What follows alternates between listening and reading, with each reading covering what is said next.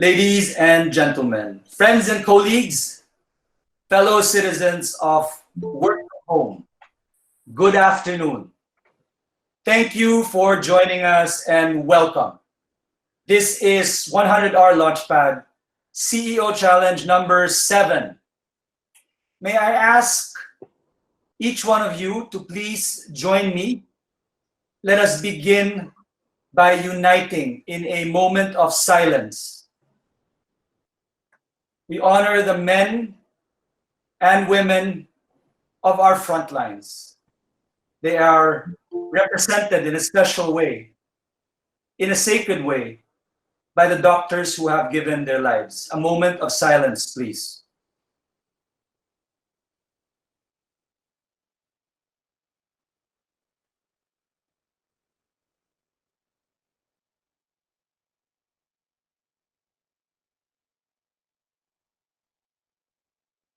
And as I invite you back, I ask you also, can we linger here a moment? These men and women gave their lives fighting in our medical front lines. I submit, ladies and gentlemen, that we too, you and I, all of us, have our own front lines in this global pandemic. To you and I, a battlefront has been entrusted. To you and I, a slice of humanity has been entrusted. It is our duty to serve. For us here in Ignite House, we have always served business leaders in the areas of growth, innovation, and igniting people and teams to fulfill their greatest promise. That was in peacetime. In this time of war, our Ignite frontline is no different, but even more focused. We are here to help these very same leaders fulfill 3 mission-critical duties. First, focus. We help leaders keep their people and teams focused. At a time of fear, panic, paralysis, the world needs teams who can refocus on what they do best. Second, beyond focus, organization. We help leaders keep their teams functional. When all that is familiar, all that is comfortable, all that is business as usual has been lost. We need teams who can reorganize and get back to what they do best. And third, act fast. Specifically, we help leaders mobilize solutions quickly, from idea to launch in days. Because failure of business leaders in these 3 areas, focus, organization, and mobilizing solutions fast, makes life even more miserable every day for millions of us. And so that is why we are here in 100-Hour Launchpad. We are on our 7th episode ever since this lockdown started. In every one of them, we have challenged ourselves, along with our guests, people like you, to identify burning needs and screaming wants all across your value chain. What are your opportunities that demand solutions to be launched fast? That's why we're here. Let us begin today's challenge, focused on digital. I am your host, Andre Yap, founder and CEO of Ignite, House of Innovation's home of innovators. I must confess, I have enjoyed every one of these CEO challenges. I believe you will too. Along with me, please welcome my co-host, the one and only Miguel Aranaz, Managing Partner of Ignite House. Good afternoon, everyone. Great to have all of you here. And good afternoon to our guest collaborators as well. We will hear a lot more from Miguel. Accompanying us, Karen Lopez will lead our magnificent backstage team.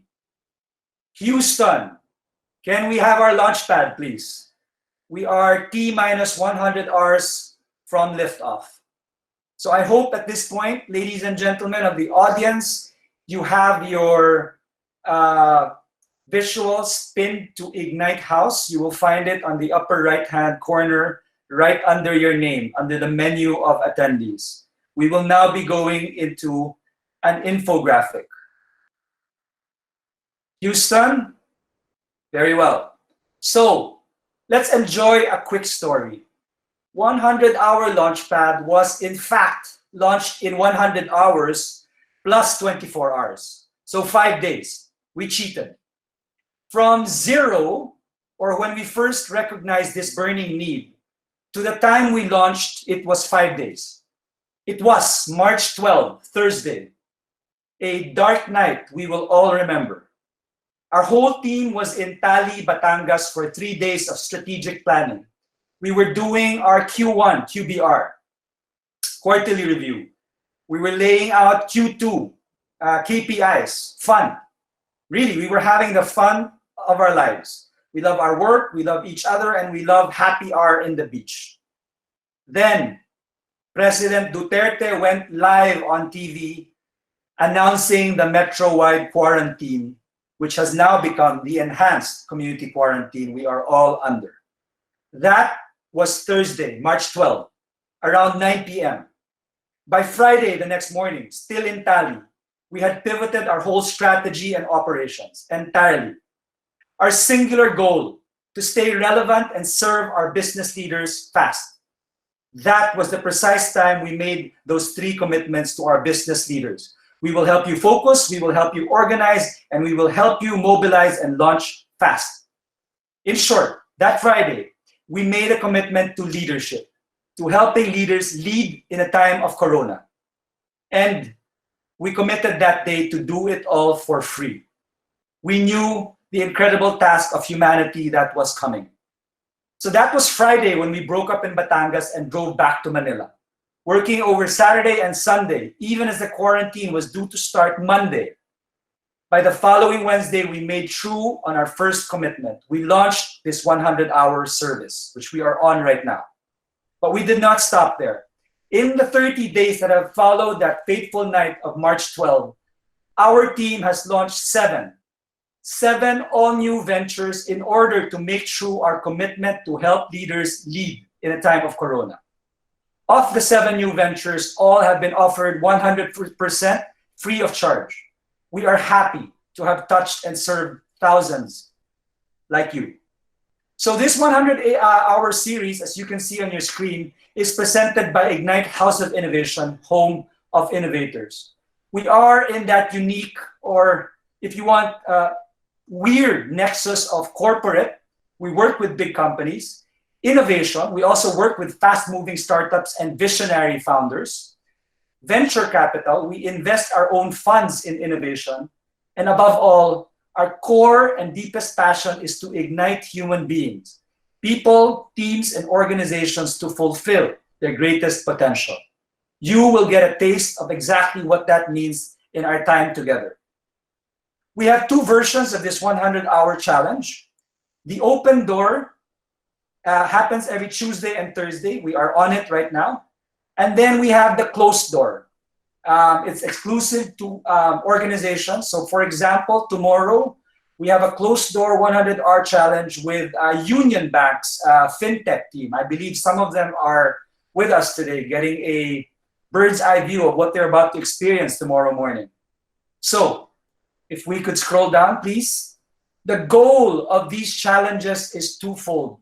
1, to jumpstart ideas into living, breathing innovations. Second, and far more important, is to train and practice business leaders and their teams in the science and madness of going from ideas to market fast. So how does this work? Our 100-hour challenge begins with these first 2 hours of Google Meets, as you can see on your screen. Our goal here is just to jumpstart the sprint. After that, in the middle of your screen, the rest of the sprint and launch sequence happens on the 100-hour Launchpad. That's when you take ideas jump-started from here or in the shower afterwards, and you reform into smaller self-driven teams using the Launchpad app. It's a step-by-step process aided by collaborative algorithms. The app will guide you in sprinting through 8 hurdles so you and your teams can launch ventures for the new normal as fast as you can. For funding, we are happy to invest in independent ventures and to co-invest if you are a corporate venture. Our criteria is simply that you meet the 8 hurdles of the 100-hour Launchpad. Let's now focus as we scroll down on the flow of this webcast. You won't see it yet on your screen, but I can spell it for you. It's F-U-N, fun. We will focus in these 2 hours on the first 5 fun hurdles, primarily zeroing in on our zones of opportunity. That's the left circle. And then from zones of opportunity, we will zero in on how to get the sprint going instead of overthinking, over-meeting, over-planning, and frankly, overdoing and overbuilding too many things that for sure will turn out to be wrong. It's just the nature of the beast. Thus, the notion of minimum viable product, or MVP. So exactly as we scroll down, how do we, you and I, have fun? Let me introduce now our cast and cadence. First, with respect to the 5 hurdles, as you can see, we will do solo workouts. That means each and every one of us here participating will do the workouts by ourselves. We will be given, I believe, 5 minutes. Second, we will start our peer exchange. We will start off by hearing from our guest collaborators who will share their solo workouts, amplified by their broad and deep industry experience. These are our CEO and managing director guests and experts from their fields. After that, we will hear from a broader cast of characters led by inside passers and then from our audience. Okay, and then we will go from there. Okay, so as we scroll down, we are ready to get started. Ready, set, launch. This is now the essence of our time together. The question is, if you were to launch something today, a venture, a project, an initiative or pivot, what would be your top priority given the market needs and opportunities in the new normal? And of course, we focus on digital. So on that note, I'm going to invite my partner, Miguel Aranaz, to get us going on the first solo workout. Miguel? Thank you, Andre. Well, the first thing, if you have a piece of paper near you, it would be good to write your answers for the first solo workout that we'll be doing. So what we're going to do now is like map certain zones of opportunity, all right? We're going to figure out who our stakeholders are, what are the pain points around that affect these stakeholders, and what type of impact do you want to have in their lives. Okay, so you can see this sheet on the screen. There are some guide questions over there. So we'll give you 5 minutes to answer these, all right? The first is, who is your target stakeholder? Next, what are their pain points? And given this particular time of crisis, how have these pains actually, how have they worsened? And then lastly is the target impact, which is basically in the form of a from-to statement, meaning from the current state that they're in to a desired state that you want them to get to. So we'll have everyone in the webcast answer this. So this goes for everyone, including the guest collaborators and our special guests. Just okay. If I may, just a word of caution to everyone here. This is where too many of us trip up. We are not yet asking for your venture idea at this point. This is more classically referred to as problem discovery.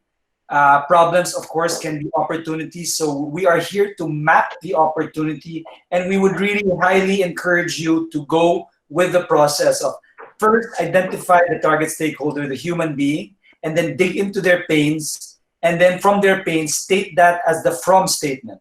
From the current state of pain, as you describe it, to what then is your desired vision of change. Okay, so please stick with us here. It'll be more fun that way. There will be time to talk about the actual business ideas. So, All right. Houston, can we start our timers, please? 5 minutes. All right. Time starts now.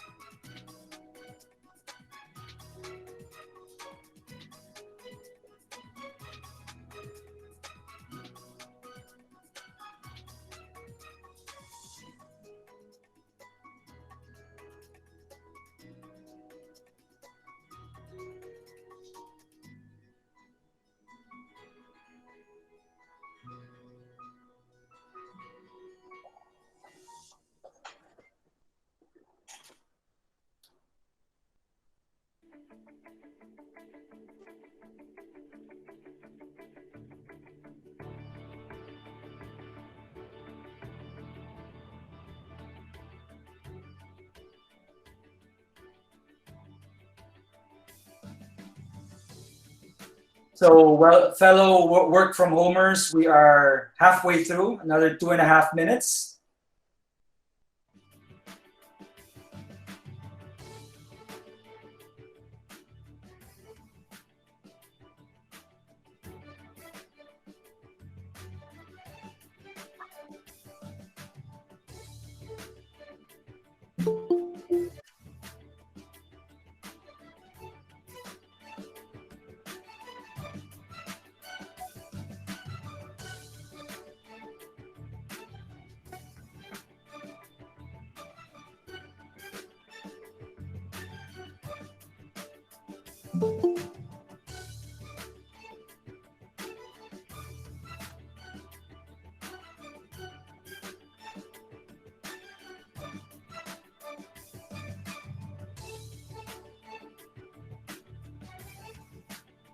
Here we go, 90 seconds left.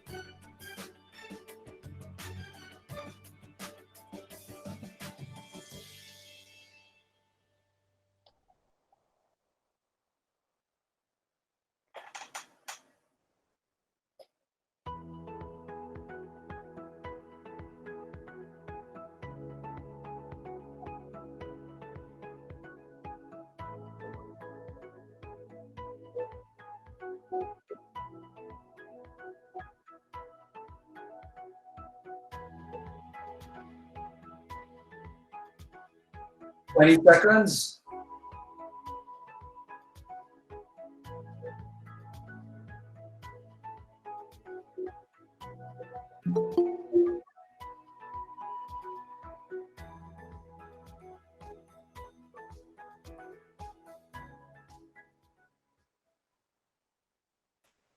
Here we go. We have now come. All right. We have now come. Are you ready, Miguel? Mm-hmm. All right. This is the most fun part of the challenge. We start our peer exchange. We wanted you to do the solo workout so everybody gets a chance to figure out their own thoughts first. You will be given, each of us, the time to what we call iterate, to change your mind based on what you hear, right? But we'd like every one of us to come out of here with our own ideas about what is actionable, what is exciting in the world of digital given the new normal. So to get us started, we call this the peer exchange. Ladies and gentlemen, in this environment, we are all peers. Hiding amongst us is an unnamed genius with a genius idea, and that might get inspired by Venus or by Miguel or by JP or by Diane. So the peer exchange is really meant for us to build on our own ideas, change our own thinkings, and to help us get started there, we have a distinguished, they are not a panel because we're not here to talk. They are our distinguished lead collaborators or lead challengers because of their depth of experience in industry relating to digital. So, heading us off in this CEO challenge, a dear friend, one of my favorite human beings in the world. I think you will agree with me as you get to know her to the rest of this session. Such a sweet voice, a calming personality, but hiding behind that is a brilliance all of her own. Venus Navalta is the chairman and CEO several times over of many different media giant companies. Before this, Zenith Optimedia, but she is currently now the chairman and CEO of IPG Media Brands. Before I turn it over to her, let me tell you one of my most favorite things about Venus. She is innately, intrinsically such a collaborative person. So her current model in IPG Media Brands is, it's not made here. It doesn't have to be made here. She has strewn together a network of best-in-class providers in media and digital to be able to bring them to her clients. And so it doesn't have to be built here. And so that, I believe, is the wealth and breadth, not just of knowledge, but of partnerships and network that Venus can bring to us today. So, Venus, our question, we just want to be focused on it, is what would you start if you were going to start something? Let's start with your target stakeholders and describe to us their pains and your vision of impact. And of course, after you've done that, Venus, tell us why, because this is going to be such a curiosity for all of us. No, you have such a breadth of experience. Why, of all the things you could possibly have chosen, why this? The floor is yours, Venus. Let us please welcome Venus Navalta. Thank you, Andre, for your kind words. So my idea, or our idea, is coming from the insight that men and husbands are forced to be the shopkeepers or shoppers and marketing men because of the strict rules of the ECQ. Only one person is allowed, and usually it's them who are forced to do that. And we're finding out that they have a lot of challenges. Probably you're one of them, Andre. So there's one wife who asked her husband to buy a bangus, and he came back with a tilapia. Or they're taking a very long time. They're taking a very long time to do the grocery shopping or pamamalengke because they kept on calling their wives.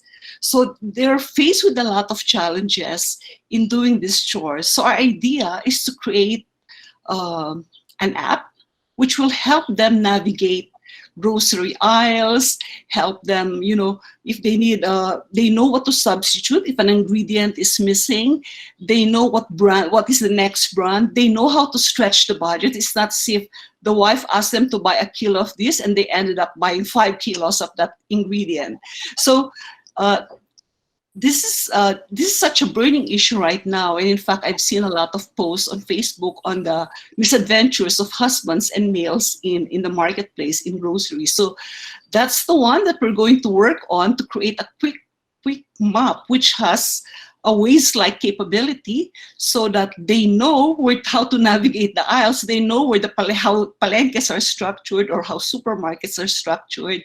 At the same time, they know that if these ingredients are not available, it can be substituted with something else. So we don't know yet if they will emerge as a real market after this situation, but right now it's a need that's waiting to be, met. Venus, you must be serious, huh? Is Edgar there? Is he listening? Yeah, he's there. I'm listening. He's listening. Or a And personal we experience? also asked the mom of, I think, Miguel to listen in as well, because they are our neighbors. No, Miguel's mom posted it on our community Viber. Did you hear that? Yes, Right. yes, they are neighbors in West Grove. Hi. I think we can all commiserate, if that's the word, or sympathize with what you're saying, role reversals now. Although I was face palming myself because my wife is also listening, and in our household, she's the one who does it. Maybe because she doesn't want to hear from me on the phone. Like if she goes out, it's her one chance to be spared from me after all these 24/7. So, but it's interesting. If you, I mean, that's fun, and I can tell you're serious about it.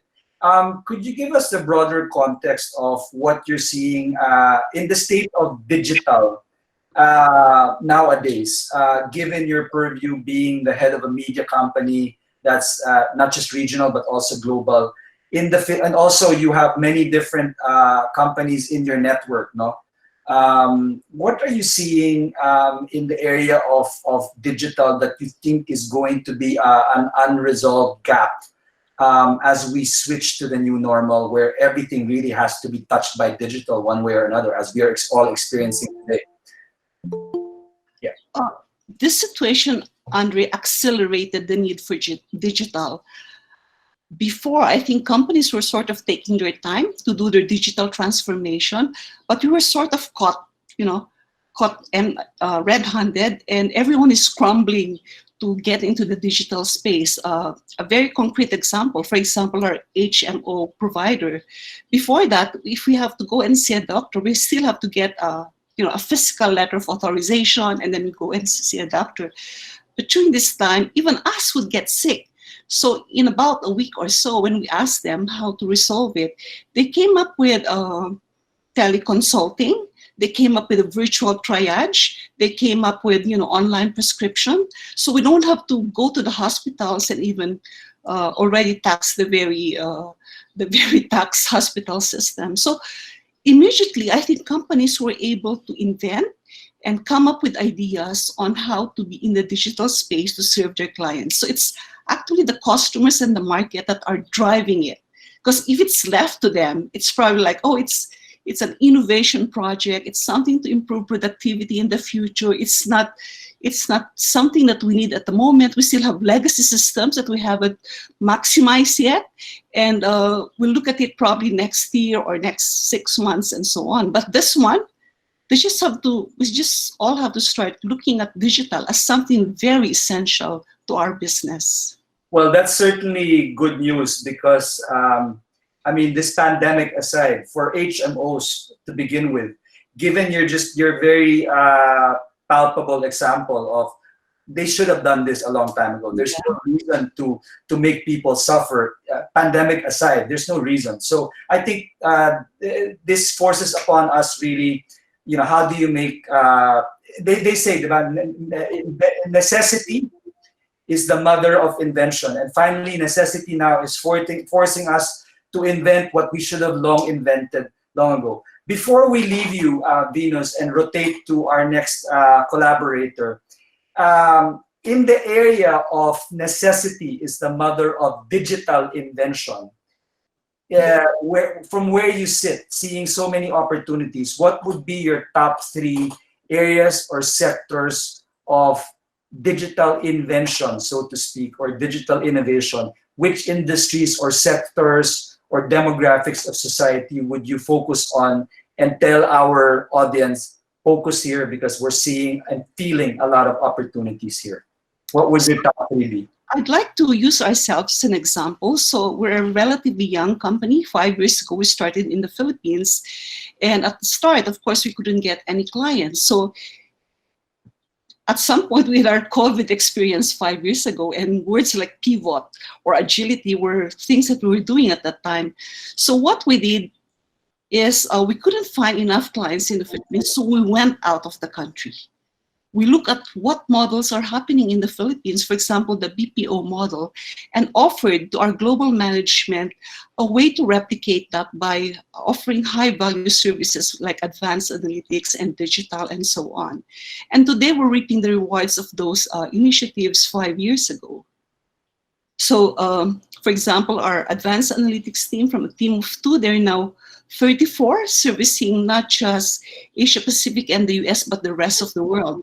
And they're being used as resource person for a lot of countries. So Venus, could we freeze frame on that?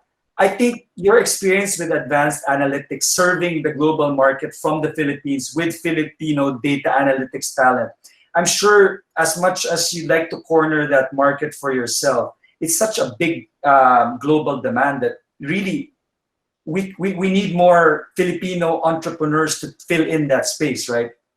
You think?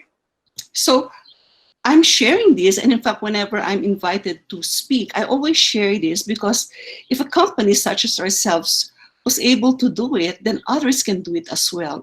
It's high value. I mean, we have summa cum laudes in our team doing high brain work for other companies, for the most successful brands around the world.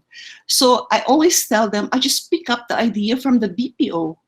So, but rather than low value services, I decided to level it up. And after that, they saw how competent we are. They expanded it to digital. And just last year, we're also doing hubbing for insights and strategy. So there are a lot of opportunities. So as you said, we didn't have, as I said, we didn't have any customers, and we have to find something to create revenues. We couldn't find it here in the Philippines, so we went out of the country.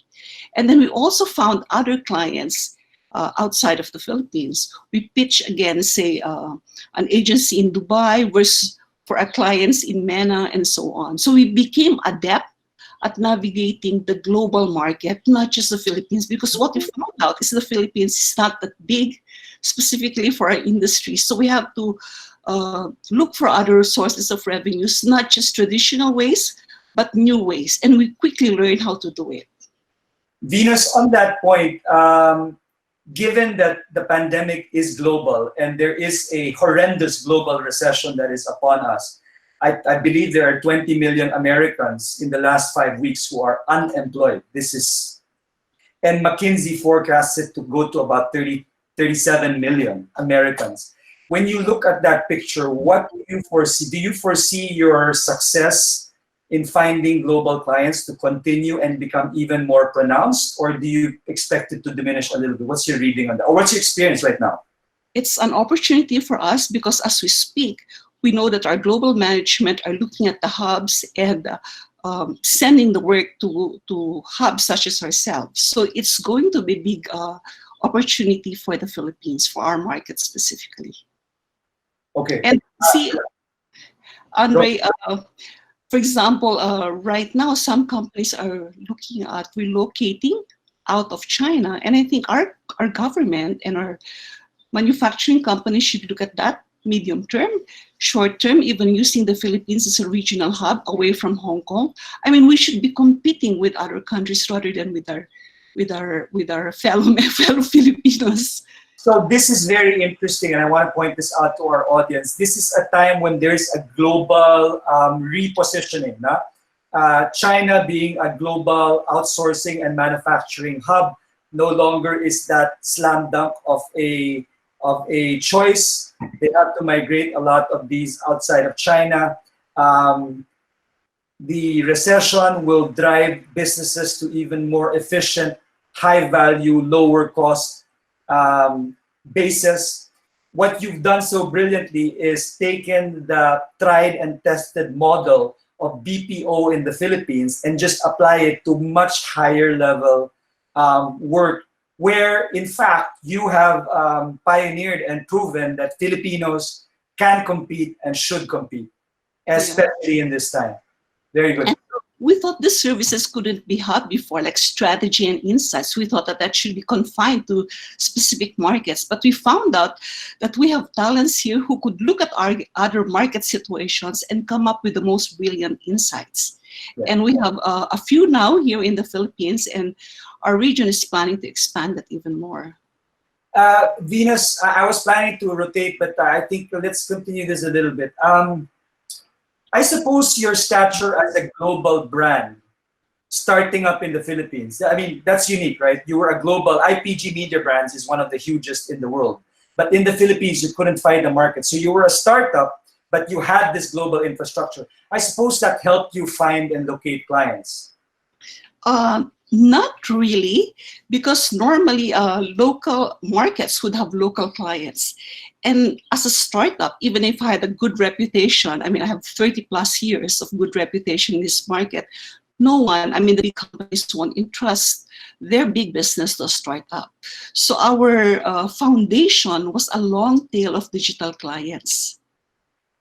And then when we started making successes, they noticed us, and we're now being invited to participate in pitches, and we were winning them because of our global experience. We knew what successful brands are doing outside of the Philippines in the most advanced markets, and we were applying that to the brands here in the Philippines. So that's how we move up.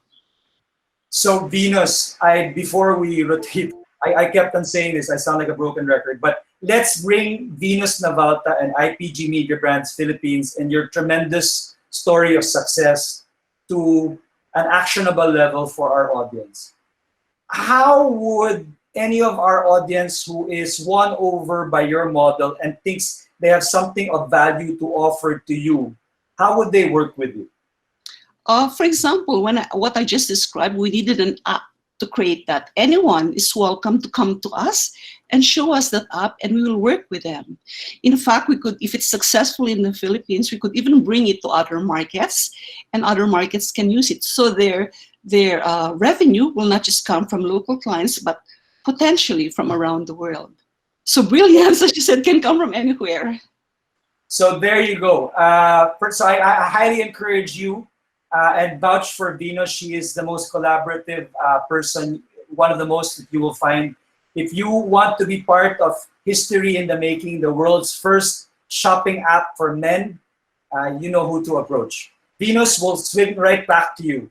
At this point, just a reminder to our audience, you should pin your video to Ignite House. You will find it in the upper right-hand corner, right under your name. Pin it. There you will find that we have a 60 minutes type counter. We are down to 1 hour, 20 minutes left. At this point, I'm going to turn it over to my partner, Miguel, to bring in our next guest. Miguel? Thank you, Andre. So our next guest is the Managing Director and part owner of Tribal Worldwide Philippines, Ms. Diane Chua. She's the head of Tribal Worldwide, which is part of the DDB group of companies. They have over 3,000 employees nationwide. And they started out as a digital agency, but they've actually evolved to something that they call total experience. And hopefully she gets to contextualize what she does around that later on. They work on creating innovations and campaigns for companies like Smart, Johnson & Johnson. So do you hear me, Diane?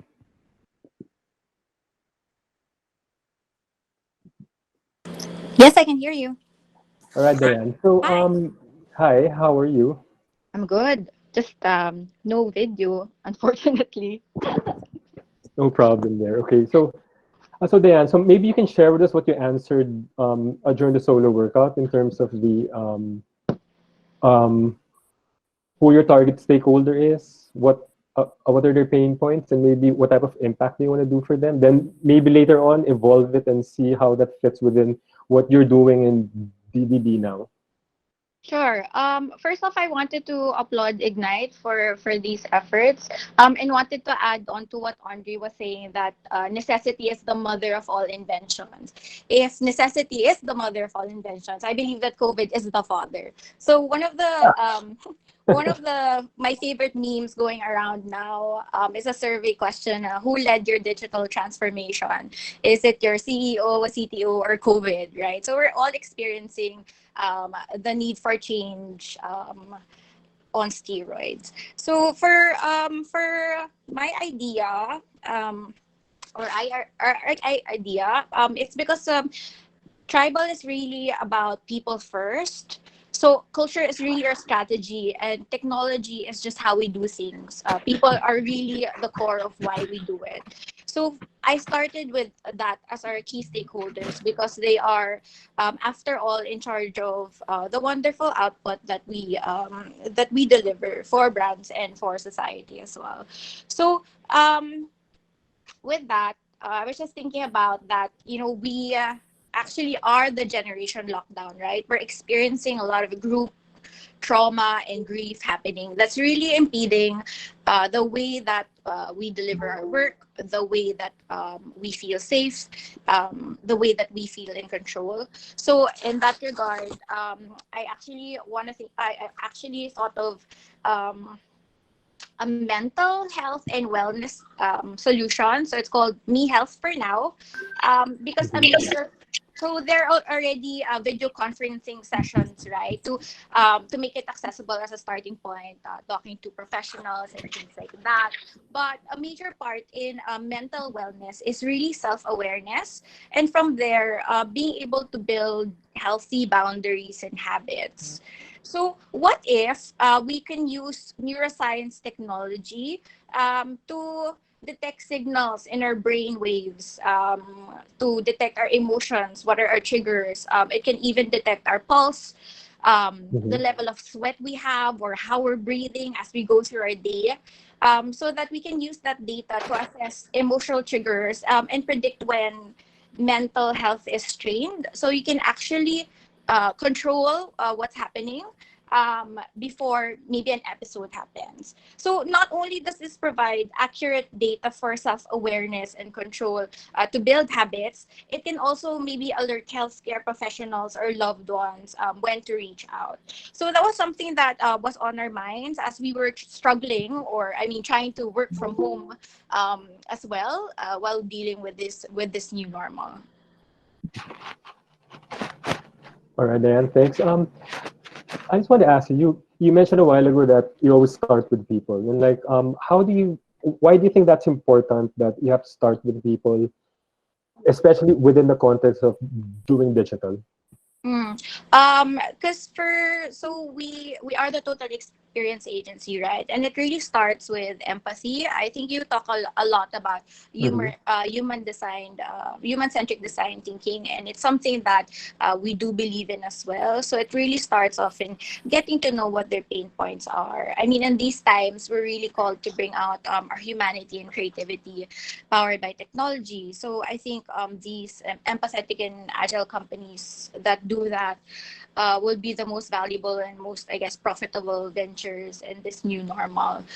People are really important because they're the ones who, of course, we collaborate with in terms to come up with different solutions. They come up with different ways or creative ways of coming up solutions for our brands. So that's really our starting point. And for us, really, digital is omnipresent, right? It's not really about technologies or platforms or processes. At the end of the day, it's still really looking at human behavior and coming up with solutions based on that. Okay, thank you. Uh, Anyone add anything, Andre? Diane, it's Andre.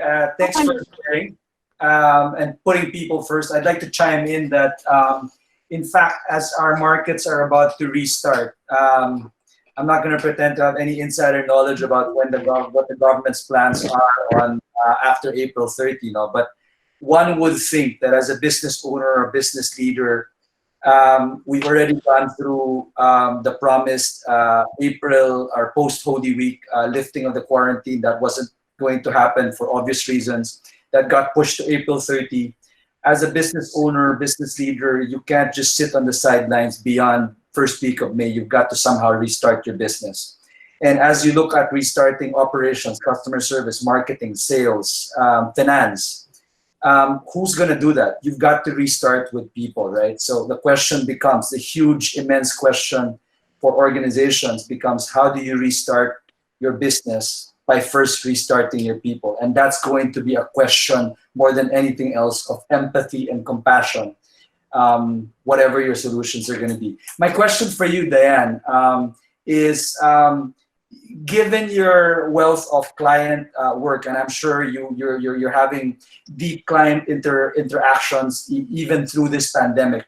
What if you were to project, given your roster of brands and client relationships, what should a big company be doing in terms of digital, given the new normal? There was digital pre-pandemic and there's digital post-pandemic, where now everybody is thinking about having to work from home, school from home, everything from home. Even our furnitures at home have to change. I mean, so what would big companies, in your perspective, should they be focusing on when you think about digital in the new normal? So I really think that we talk about like digital transformation a lot, right? And that really needs to happen. But at the end of the day, that transformation or that need to go digital is all about change. And change is difficult. It's really about motivating people, finding out ways and processes for you to be able to tackle those changes. So according to John Kotter, who is like a Harvard business school leader, he talked about leading change, and I think it equally applies to what's happening now. It's an 8-step process, and digital actually just makes this faster. So first off is, of course, creating that sense of urgency, a climate for change, which we have now. Yeah. Second is creating a guiding coalition. So it's not just the job of one to create change. So for example, in Tribal or even with our client partners, we see us creating different groups of experts to come up with solutions overnight. So things like opening up e-commerce platforms to creating digital products for them. And then the third step would be develop that vision for that future and being clear about it and having everyone align on it. Fourth would be communicating it obsessively. So we've been in so many calls with everybody just to make sure that everyone's aligned on that. There are no miscommunications because we are testing and learning as we go. Fifth is engage and enable the whole organization, really get their buy-in, reward change. Six would be encourage action and generate short wins. So as you guys would normally do, you have your MVP. So test those MVPs and see whether that's something that you can launch to market quickly.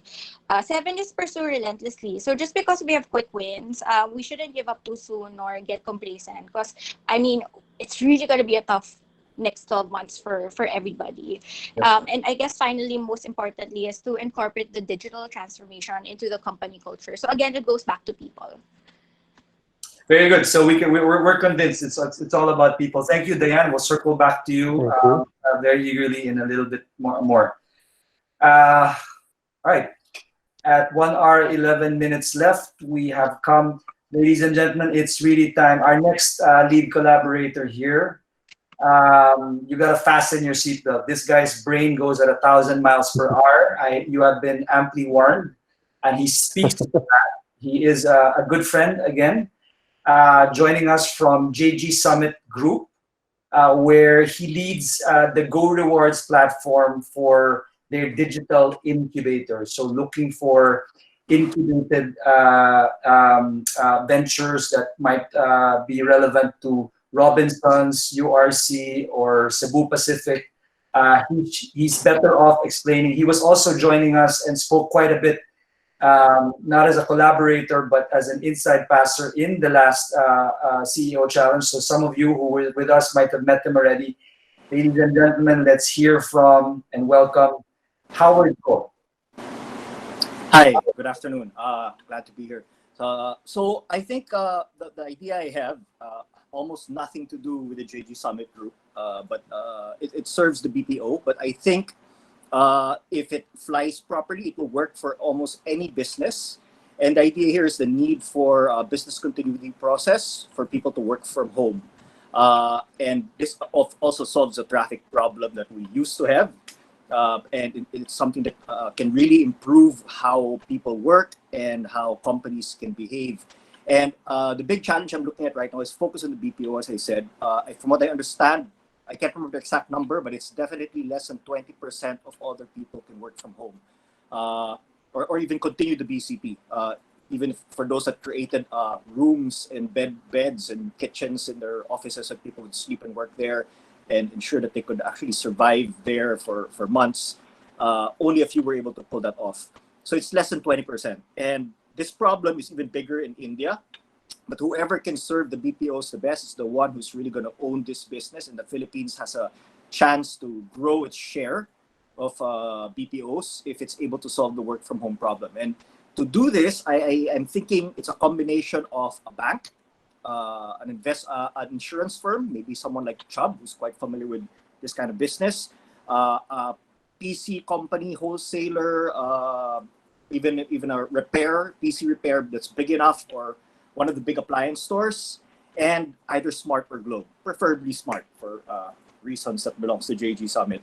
And the idea here is the bank will loan to BPOs if needed, and it probably won't even need a loan because I'm trying to look at the cost estimates. I think a laptop that works enough to manage most calls and video calls and most social media sites and those tools that allows you to handle tickets would probably cost less than 50,000, and maybe a prepaid mobile hotspot would be like 2,000. So that's basically how much you would pay for one person for 1 month. So if the BPOs are willing to cash this out and they can work with someone who's able to provide and supply all of these in a seamless, perfect way. And the loaning solution would be for anyone who wants to suddenly tell the BPO, look, you haven't thought of doing this, but I know you're looking for people who could do work from home. I'm one of them also, because now this group can loan a computer to me, or by payment, I'm going to pay monthly a certain amount. It's going to be insured by Chubb. Smart will also provide mobile hotspot for me, so I can now work from home and answer whatever I need to do. I can do tech work, I can handle accounting tasks, and basically the BCP for these BPOs can continue. I think it's a big potential. It solves a lot of pain points that BPOs are having, because a lot of them really scramble to do BCP, but none of them could do it properly for a large chunk, and they're losing so much money. But if they could do this, and if their people could also get these loans, if the BPOs are not willing to do it, I think it will solve the work from home problem, and it can expand beyond BPOs. So that's my quick idea. So, Howard, this is a good example. Thanks for sharing that, of why we always ask when you're zeroing in on your target stakeholder. In this case, for you, BCP, people who experience BCP, particularly BPO. I suppose in particular, this would be the BPO decision makers who are now experiencing utilization at only 20% of capacity. And that's probably the ones that are more adept, no? But there are probably BPOs there that are completely idle right now. So you're saying why? The question I want to pose is why, of all the vast problems, experiences, and opportunities that you encounter across the JG Summit group, are you zeroing on this? What has your? I mean, obviously you have a personal experience right now. You're basically telling us, and you're projecting to others, that you're not quite BCP ready or optimized right now. So can you tell us a little bit about your broader experience looking at different businesses at the JG Summit Group, and why you think this is the viable digital opportunity for you? Yeah, actually, what's interesting is for us in Davi and Go Rewards, we were actually already preparing for BCP work from home earlier this year. Around Feb, we finally implemented it. We were planning it since last year. And finally, since Feb, we've been allowing people to work from home once a week. And when this hit, the ECQ, we were 100% ready for it.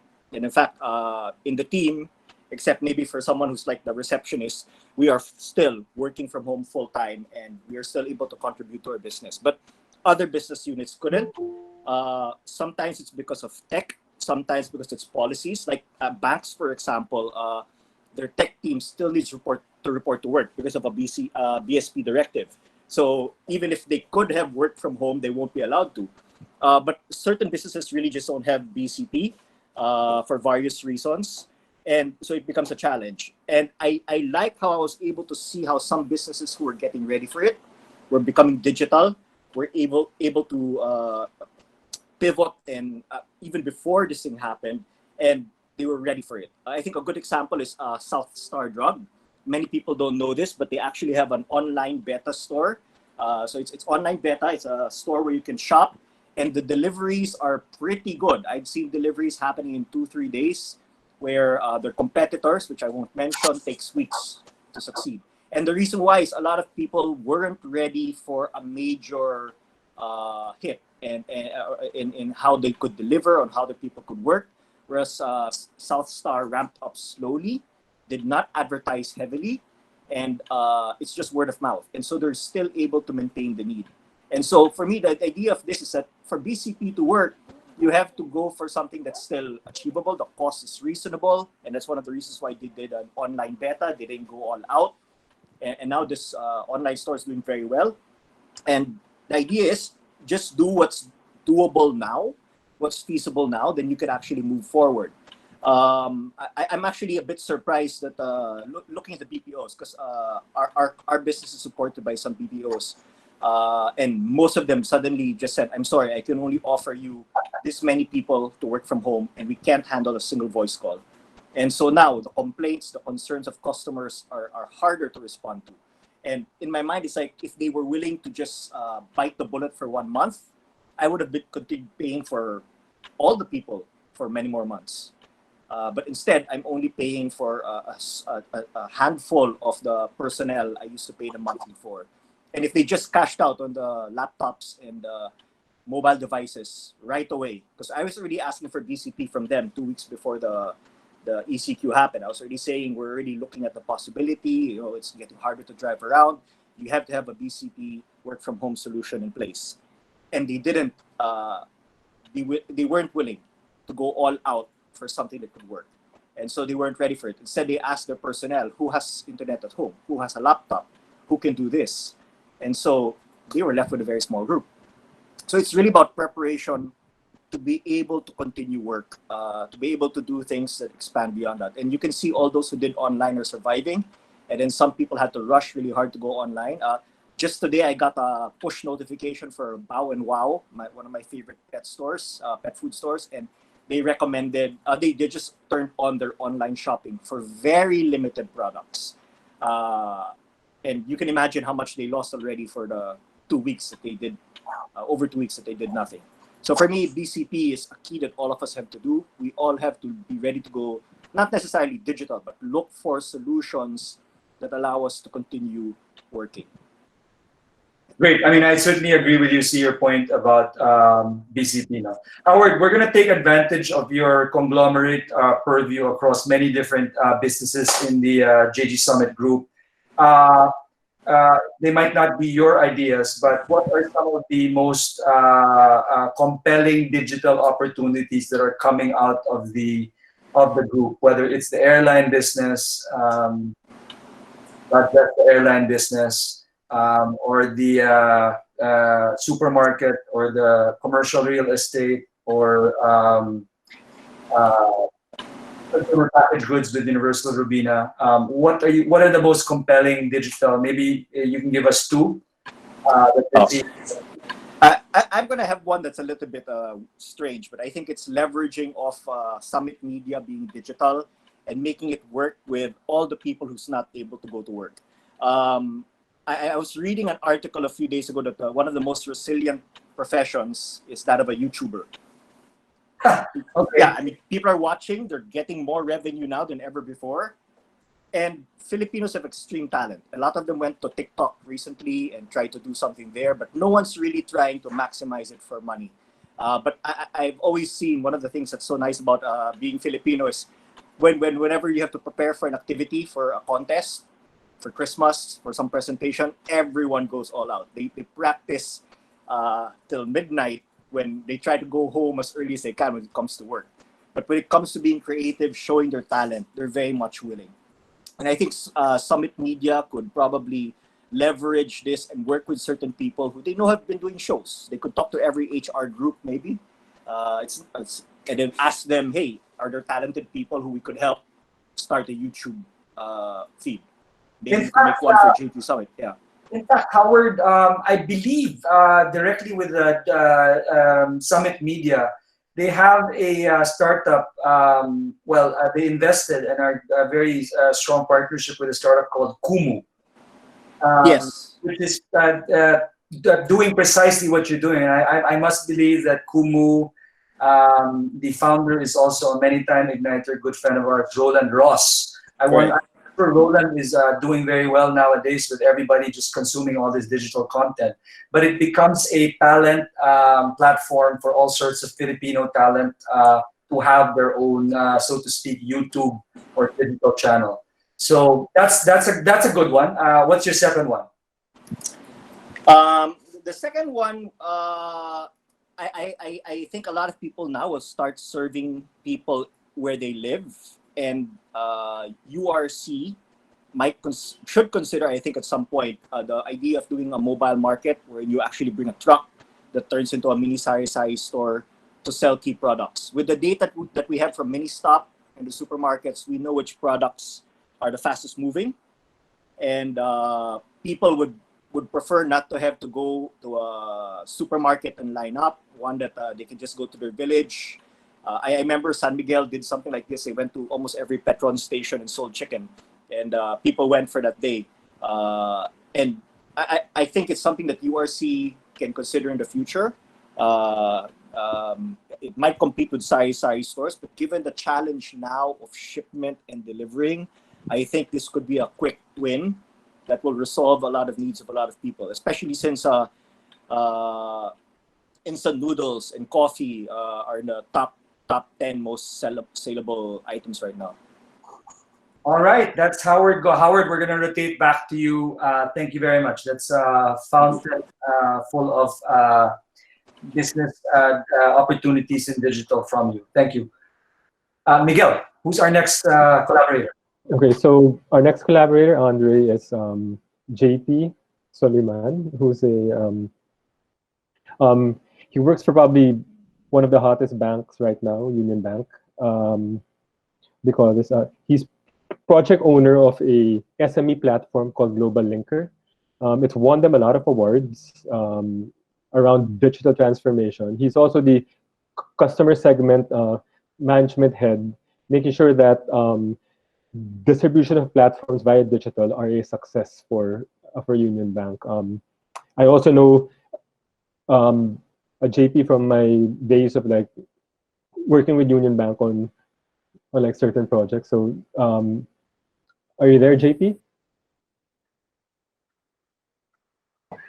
Hi, Migs. Hi. Hey, Hello. Hi. Great to see you. All right. So let me just ask you again. So who are your targets? Like stakeholders, what are their pain points, and what impact do you want to do in their life? Or yeah. Okay. Well, you know what? So I was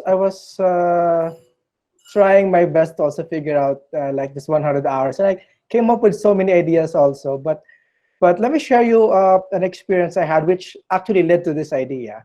Mm-hmm. So a few nights ago, I was sitting on the porch here in our house, and I was observing. Of course, there's nobody in the streets, but suddenly, my neighbors started coming out of the house. I don't know why, for some reason. So I'm overhearing their conversations, and they're talking more about, do you know where I can get something like this? I need it right now. Or do you know if the sari-sari store down the road is open? And you know what? There's actually like 7 or 8 sari-sari stores in just one road. Uh, and someone was talking about, I have an emergency. Do you guys have the number of the barangay and things like that? So I was listening to them. I was also trying to figure out, yeah, how can I help these guys? There's something called Facebook. Hello, guys. You can always like search for a barangay in Facebook. And I tried searching, and unfortunately, it's not there. So things like that. So during this exercise we had earlier, I had this idea. What if there's a community-based mobile app that lists down everything just specific to your community? I mean, you have instant access to your barangay officer, to your police station, to your 7, 8, 9, 10 sari-sari stores. And immediately you can communicate, immediately you can collaborate, immediately you can source, right? So what if all of a sudden you're in the house at 6 in the evening, before the lockdown at 8 or before the curfew at 8, suddenly you run out of diapers. And the nearest sari-sari store, which is 2 steps away from you, does not have diapers anymore. What do? You try to scramble. You try to find a way to get to the nearest 7-Eleven, which is 5 minutes away, right? But not knowing that the other sari-sari store down the road has the diapers that you need. So if there's a platform or an app that could immediately advise you, oh, this item is available right now. You need it? Yes. I'll have my teenager kid who has a bike, bring it to your house immediately. He'll earn 50 pesos out of it, right? So something around that idea. So basically, the people that I really want to help is a small, intimate community to give them immediate access to the resources around them, so they don't have to worry about traveling. They don't have to worry about sourcing it out elsewhere, waiting for time, what delivery could happen tomorrow, 2 days from now, when there's already something immediate that's just around you that you don't know of, right? It's connecting that community together. And actually, while I was writing it down during that, I think 30 minutes we had or something less than that, while I was writing it down, another idea came out.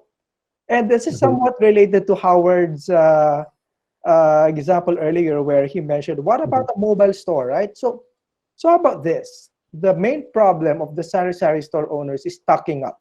They don't have enough money. I'm not talking about lending, okay? I'm not talking about loans or anything like that. But how about we use our garages, where you don't park your car anyway, you're parked outside in the street. Use it as a small warehouse where the FMCG companies or the likes of Universal Robina could stock up, so that in instances like this, you can now service the other 10 sari-sari stores around you because you have the stock. Remember, you know what? The journey of a sari-sari store owner, they'd normally get in touch with a distributor for, say, what's a big brand right now? Copycorn, say, a coffee. A distributor would normally deliver coffee to them to stock them up for like 4 days, because that's the only money that they have, enough for 4 days. On the 5th day, when they don't have coffee anymore, what do they do? They'll run to Swising, they'll run to Pure Gold, they'll run to this large wholesale stores and buy another stock of 3 days. But if there's a collaboration of a community where there's available space and you can stock there, they don't have to do that. Right? They just knock on the door of the person with that mini warehouse, get the goods there. Payment could all be done digitally, I don't know, or maybe cash, but more payments will be done digitally soon. And that already solves that problem of, again, the time that you need it, the availability of the product, which is again immediate, and the community needing it now and being able to be serviced now, right? So I think the impact of some of those 2 ideas would be not just in terms of being able to service faster, but we're able to service more opportunities and more requirements of the community. So it's really about making things more self-sustaining as well, right? I mean, Exactly. I guess within that context, knowing what you know, or knowing from what you've learned, with a global linker, what has it taught you about digital here in the Philippines? What's it taught me about digital in the Philippines? Number one is that not everyone really is in the digital space. Second is a lot of people are still afraid to jump. But Jay- yes. Sorry, I'm going to interrupt you because I don't actually know what Global Linker is. If you could, for the benefit of our audience, explain what Global Linker is, and then we're happy to listen to what you have to say. Right, right. Okay, so some years ago, roughly around 2017, 2018, so the bank ventured into starting a networking platform for SMEs. So specific to SMEs. Imagine if you have Facebook, if you have LinkedIn for professionals, you have Global Linker for SMEs. It's a B2B thing, right? So we started off to becoming more like a networking platform, and slowly we're starting to get membership. Like as of the moment, we have roughly around 41 or 42,000 SME members in the platform. And then as we go along, we learned from the SMEs what they really needed, and we started bringing Global Linker to not just networking, but being a digital transformation tool for them. SMEs could now begin and start an e-commerce website for free, complete with all the requirements like payment gateways, logistics partnerships, and everything like that. And you can do it in as fast as 10, 15 minutes if you're really good in working things online. I've seen some members saying that in a couple of hours, they're able to activate an online e-commerce store, and that did not cost them anything. In fact, they do not even need to be an account holder of the bank yet, right? So it's an open platform available for SMEs, whether you're a registered business or not, whether you're a stay-at-home dad just trying to run a business to support the wife, which is my dream job, hopefully. Yeah, it's really an open platform for SMEs to go digital and to go global in a way where, because it's connected to platforms in India, platforms in Vietnam, you could even start an exporting business if you want to, finding more suppliers and customers out there. So this is a fantastic platform that you've started. Congratulations for that. So what sort of activities demand hurts and pains? What's burning? That must be a treasure trove of data and information and insights in this new normal. What are you hearing as the burning needs and desires of SMEs via Global Linker? Right now, the biggest really is getting educated. So we've seen a lot of hits and a lot of activities circling around our knowledge center, where there's a lot of experts posting articles, tips, how to do this, how to do that. We've had a lot of requests for experts to talk online. So we've started webinars, we've started online modules. We've even was able to collate responses inside a forum about how to survive COVID-19 for SMEs. So we've combined that to an ebook that we give away to all the members, centered mostly around that. And then the second phase is a lot of people wanting to go digital, but then again, they're scared of how much it would cost them. So there's a lot of uptake in terms of the free e-commerce store that we've been giving out inside the platform. Well, for example, Howard's favorite pet store should not have taken all these weeks to come up with their e-commerce offering if they had been maybe a partaker of Global Linker. Yeah. JP, in 60 seconds, given what you've heard about and from SMEs in Global Linker, what new digital venture for the new normal would you pick or would you focus on as a hot item for SMEs, given the new normal? Looking at everything, it's all about the essential goods. If you're able to pivot your business to provide more of the essential goods, that's a very, very big thing that you can do. This lockdown, we don't know, again, we don't know where it will end. And even after this, it will take another couple of years or maybe 3 years before people start interacting again like before. So number one, the essential goods. If you're going to pivot a business, focus on that. That's a lot of conversations happening right now in our platform. Forums and discussions are certainly evolving around that.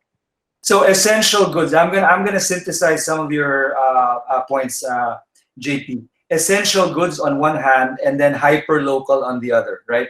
Everybody working from home, studying from home, won't interact, won't be. The social distancing is gonna continue. So everything's gonna be a lot more hyper local, no? And then focusing on essential goods. again, very much echoes of what we've heard even from, you're talking about SMEs. Last Tuesday, we had our prophet of boom, Dr. Bernie Villegas, and he was talking about the same thing, the 7 F's of the new normal. And the first F is food. People will continue to eat, but we will be sourcing food, and the whole value chain for food will probably change in this new normal. And one of those changes is going to be hyper-local food supply chains. Correct. There's another piece that was being discussed in the platform recently that I'm very curious about. It's financial transactions, remittances, and things like that, right? People are actually, you know what? People are scared to go to remittance centers right now to just get cash. People are scared to go to the ATM, right? I don't know, something that could also be innovated later on. Maybe how do we enable a sari-sari store to be a remittance center? Yeah, actually, there's JP, when it comes to fintech, the digital the digital of finance. There's so much to ask. I mean, when you think about stakeholder groups like OFWs, what can we do for them? Because so much of our value proposition with OFWs has been about remittances. That's $20-30 billion a year, a big chunk of our GDP. And I'm just not sure what the status of OFWs are going to be. But thankfully, we have tomorrow with Union Bank, with RV. I believe you will be joining us, so we look forward to having you there, as much as we'd like to deep dive some more into fintech. But tomorrow, we look forward to that. JP, thank you. We'll probably flow back to you. Sure, you're welcome. Okay, at this point, we continue, ladies and gentlemen, our peer exchange. And this time, okay, I'm going to say we have 13 minutes left, because at the 30-minute mark, we want to take some of the more robust ideas here. And our master of the sprint, Miguel Aranaz, will give us some ideas for how you do rapid prototyping and iteration, so that you do not overthink, overplan, etc., any of these ideas. So in the next 13 minutes, we will leave the floor open to the rest of our for your own ideas. We will, however, start the peer exchange, or this segment, with our Inside Pass holders. These are special invitees as well. We have some nominees here, also from Venus Navalta, some of her partners from her vast network. Do we want to hear from Trisha Camarillo Quiambao, Managing Director of Initiative and part of the IPG Media Brands Network? Or from Rina Francisco, Managing Director of Universal Macan? If you guys have ideas, it was the request of Venus that we call on you. So don't blame me. Please unmute your mic if you'd like to speak.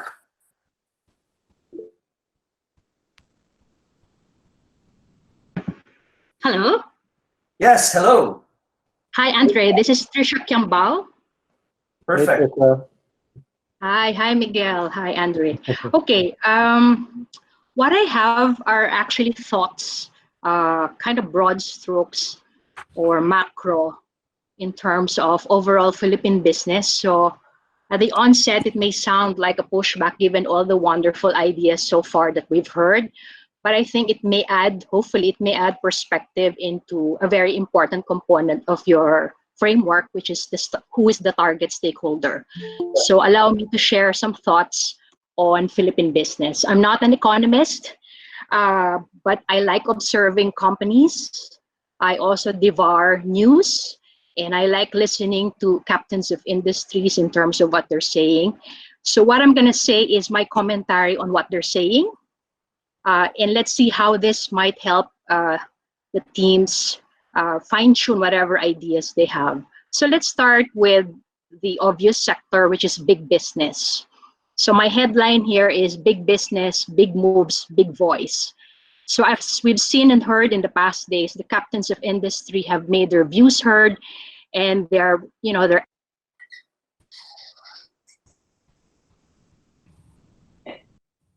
sorry, somebody muted Trisha. Can we unmute Trisha, please? I'd like to believe that was accidental. I, for one, was okay. I'm back. Yeah, Trisha, sorry, could you repeat the last bit? Diego slept for 2 days. Oh, oh. Trisha, can we hear your last 30 seconds, please? About Okay, so so we've heard and seen captains of industry making their views heard and their positions and their actions known, which is really good because we see that the commitment to public good is heightened.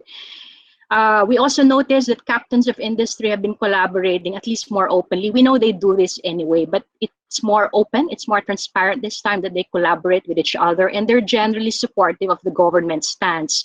What's good about that, I think, is it provides us a glimpse of what might be a good business model for the country moving forward, where we have a collective or national KPI of sorts for everybody versus siloed political and business interests.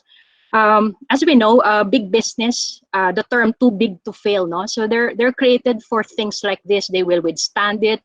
They will, in fact, be stronger after this.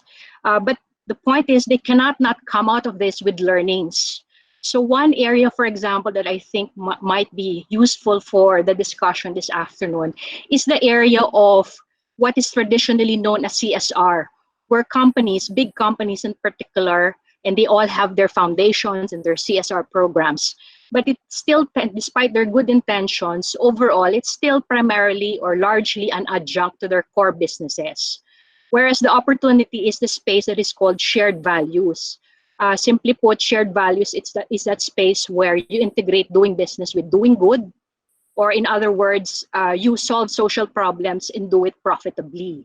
So for example, Diane's example earlier on health and wellness, if we take that idea to the experts in health, in the health sector, why can't they be part of that solutioning? Why can't they be part of creating that? Because they have the infrastructure, they have the skills, etc.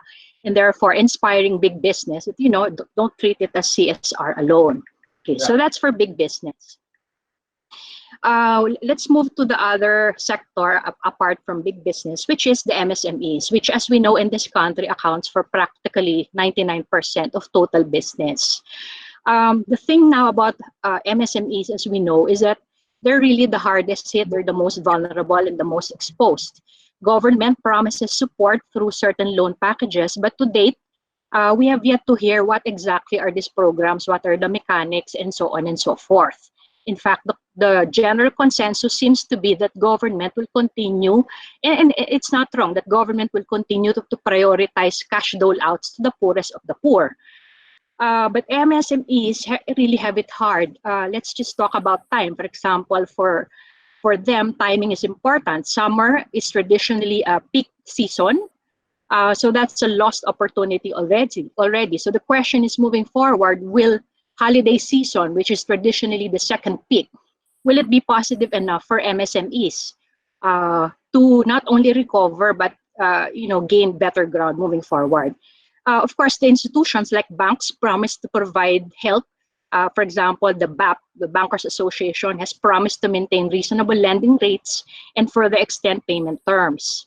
But really, the challenges of MSMEs, and here comes some of JP's points. For example, the MSMEs are really challenged in terms of demand and supply chain. Aside from liquidity problems, they are faced with as simple issues as, where do I get raw materials? Even if I want to sell, I'm running out of supply, or I don't have access anymore to raw materials. And even if I want to sell, I don't have the people because they cannot come. Their movement is restricted. So those very practical problems, which also relates to Howard's concern about making BCP solutions more actionable and activatable sooner rather than later. So overall, for MSMEs, we know that those who have been investing in innovation and technology way back have the inherent advantage. So the question is simply, where do they take next? Where do they take it next? For everyone else, as we know, Filipinos, yung diskarte, the enduring value of diskarte. But diskarte doesn't have to be unaided. That's where technology and technology, smarts, digital, and etc. comes in. Trisha, I'm gonna have to put you on the spot because this 100-hour challenge is about launching actionable things. What would you pick on? We can't launch insights, so what would you pick on to launch if you were to? What's the burning need? Yeah, I have a personal bias or affinity for education. Okay. I have been in conver. What pain point would you focus on in education? Yes, for example, as simple as, so we've been hearing in the news, that the president and DepEd says, okay, classes will continue because there's online. But when we start really thinking about it, we realize how many students do not even have internet access or computers in the first place, or even mobile phones. So, and that's majority of the student population.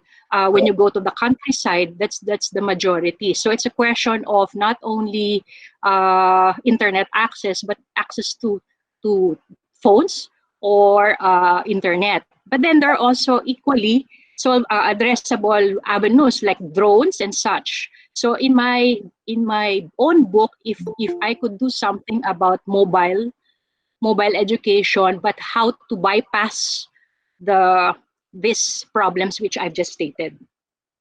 Okay, thank you, Trisha. Okay. Miguel. Okay. Yeah, Andre. I'd like to call Craig Loney. He's the Chief Growth Officer of DBD Philippines. Craig, are you there?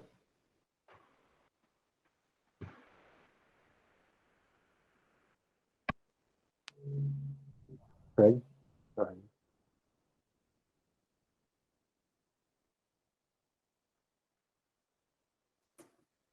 While we're picking up Craig, Yeah, got it. Here we oh, Hello.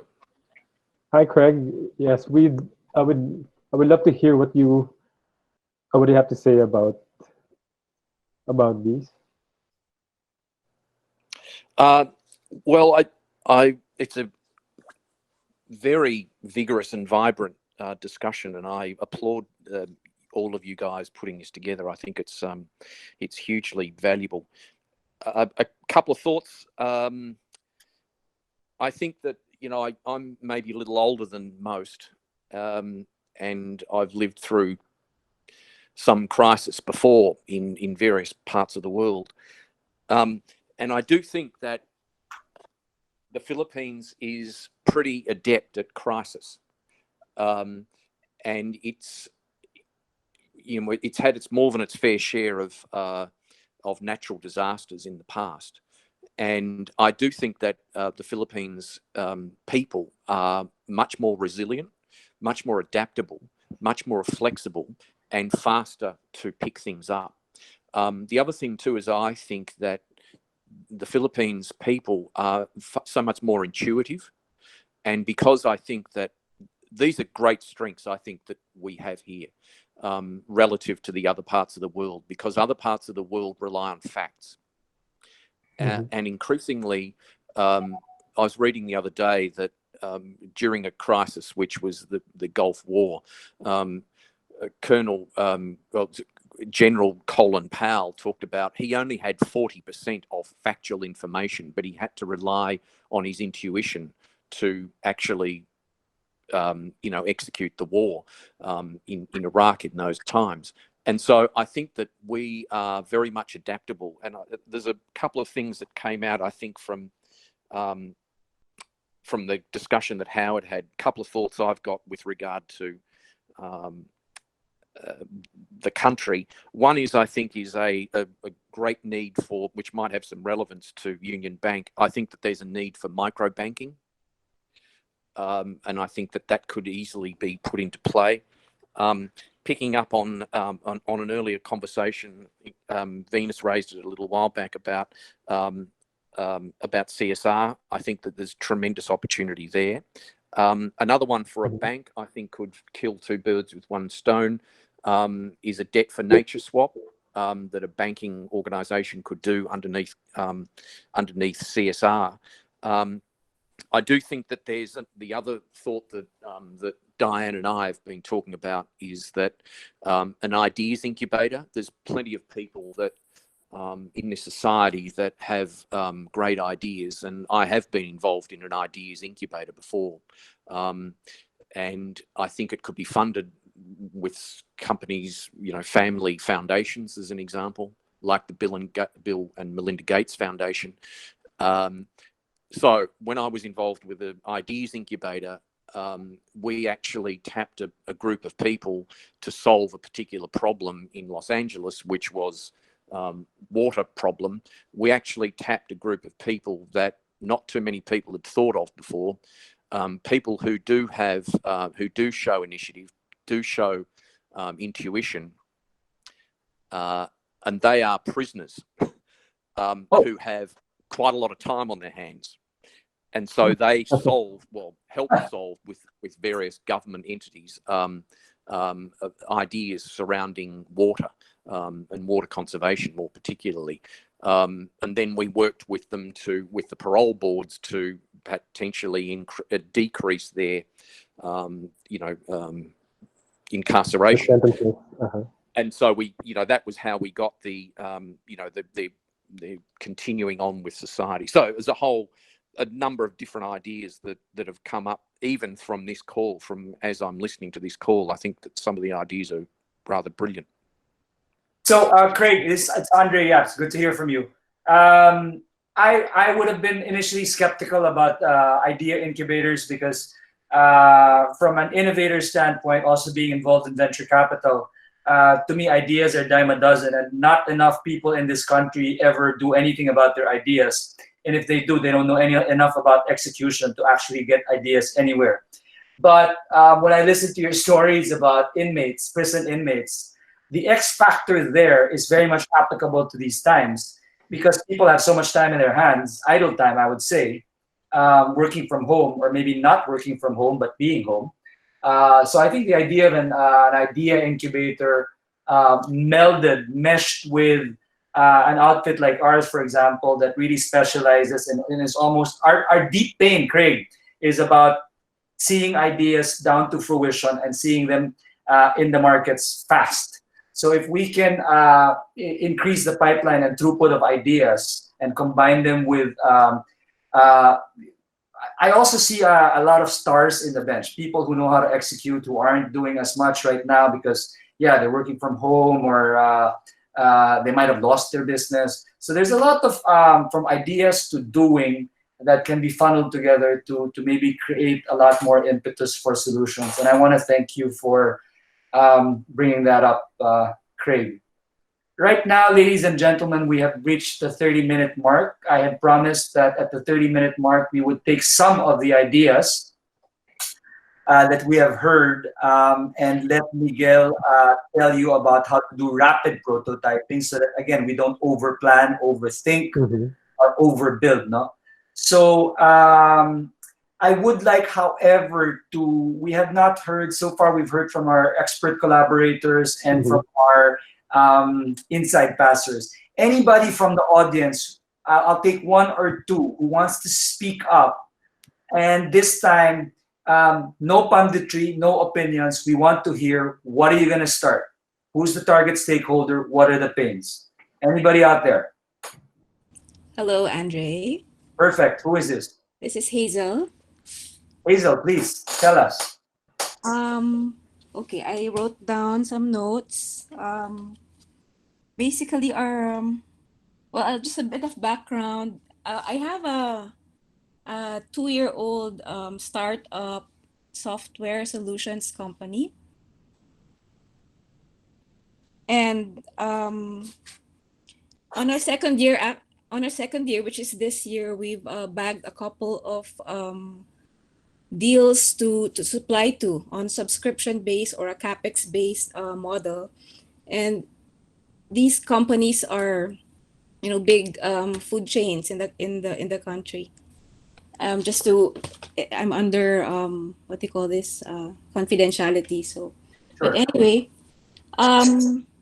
having that platform that we've actually used in other projects, even for nationwide government projects such as supporting the national elections and all that. It's homegrown, it's local, and I just think that I just need to present it to a group who would be interested to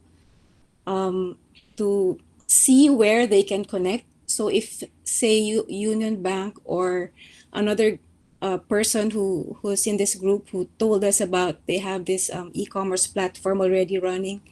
So we can put it together and probably create a really Filipino brand, a local version of a Shopee or a Lazada.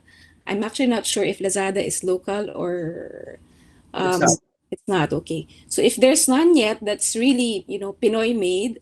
I'm in for that to collaborate. Sorry, Hazel, I gotta ask you, what is the target? What's the pain and target stakeholder that you want to address? Basically, even if I'm in this business, so because of this COVID, who's that, Diane? I'm really getting a headache with where to get my supplies online. So I ended up getting into this big groups, 55,000 membership, Telegram or stuff like that. And it's all over social media. And I still end up not getting, a slot in the delivery. So because of that, what I'm thinking of is using our platform and enhancing it through collaboration with other local techs. We could put together the social media, inquiries coming from all these sellers and buyers. And I actually have a system in mind. I've written it down. It's just hard to explain. So let me understand the pain that you're addressing. Yeah. Pain that somebody who's stuck from home, you need a lot of supplies delivered to you. If you can source the supplier, you still have the pain of getting it logistically to you. Right. The online sellers, the freelancers, connecting this to the other webinar we had the other day on freelancers. Yeah. We through our software, we can possibly organize them as to who are the sellers, who are the buyers, and all that. Okay. Into just one engine.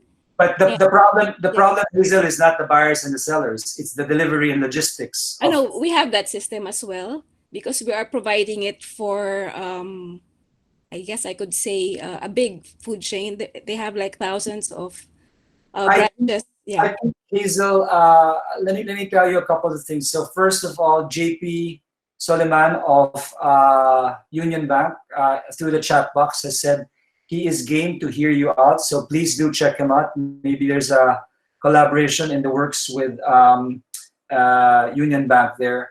Also offline, I can hook you up with some of our portfolio companies that we've invested in that might make sense for what you're talking about in terms of pushing this forward. Yes. So let me thank you and then give the mic to somebody else, please. Anybody too?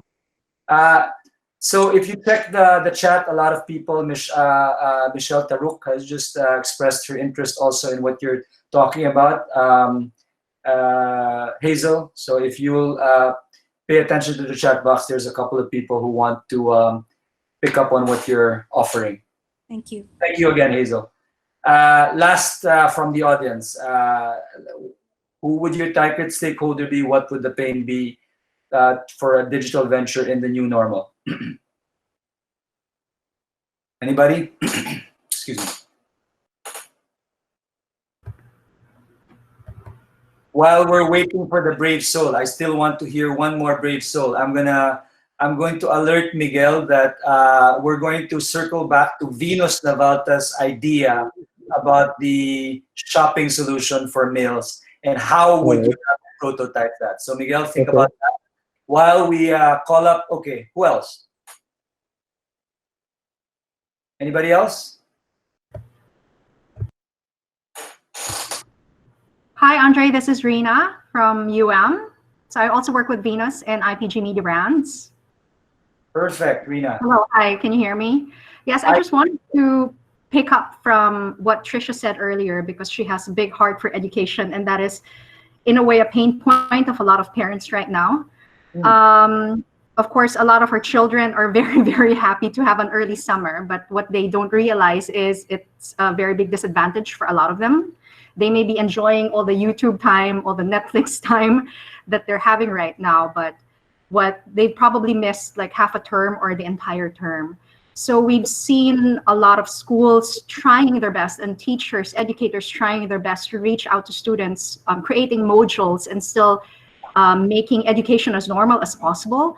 But this is only given to just a few of us who actually have access to this platform or technology. And there's still a lot of students, mass students in public schools as well, who are not experiencing it, and they are the most disadvantaged, actually. So probably if there is anybody out there who can think of a solution on how to give these to them, it was a very good point that Trisha shared earlier on how to do some kind of mobile education, something that even in not smartphones, but feature phones. You remember the feature phones, the Nokia phones that we had before that wouldn't have these big screens to actually have videos, to still be able to give them to students in small barangays and in the provinces out there. So our children right now, the ones who are on the call right now, may be enjoying this kind of platform or technology. They may still continue to learn online and enjoy their summer, but there are a lot of very, very disadvantaged children out there who have actually stopped education altogether. I know that in the last call, like Tuesday, Edric Mendoza was on the line, and he's a very famous homeschooler. He and his wife are very famous homeschoolers, and there are a lot of platforms and systems or systems right now for homeschooling. But one thing that was also shared in the previous call was that even when it comes to socializing, the socialization of our children, extracurricular activities, we've been encouraging our children to engage in sports, engage in other activities, but they can't do that right now. They can't go out. So how can we still convince our children to still be physically active, to still socialize with their friends and not socialize with YouTubers? So things like that. I think that is one major stakeholder that we have to consider, whether it would be in the upscale middle class market that we are in, and most especially the ones who are in the mass market who don't have access to this technology. Very well put, Rina. Thanks for circling back to Trisha's points. I totally agree with you. Yes, Edric was, I don't know if Joy was joining us, but Edric was with us Tuesday. I was the one who brought it up. Edric is a friend, and he, as a homeschooler, owns one of the, if not the biggest, the second biggest network, numbering in the thousands of families. And homeschooling is in a trajectory where it will continue to pick up in massive ways now, given what's happening right now. So from the more upscale elements of society, when you homeschool, you lose a lot of the features also of traditional schools, such as physical education, the extracurriculars, even the formation aspect. No, I know for a fact that a lot of parents, that's what prevents them from going all into homeschooling, is that the formation that they're used to, let's say with a Jesuit school, is not going to be there. So there's an opportunity to provide that, obviously more digitally. A lot more massive that you brought up, and I'm convinced that we will see out of this a solution for it. You're right. The millions, and in the context of global society, when you think about India, Pakistan, Bangladesh, all the poor countries like us, where the children do not have digital means of education, that's going to be a problem, and I'm convinced that somebody's going to solve that pain point. But it requires its own architecture that so far we haven't seen, and we would like to see. So thanks for bringing that up as a pain point.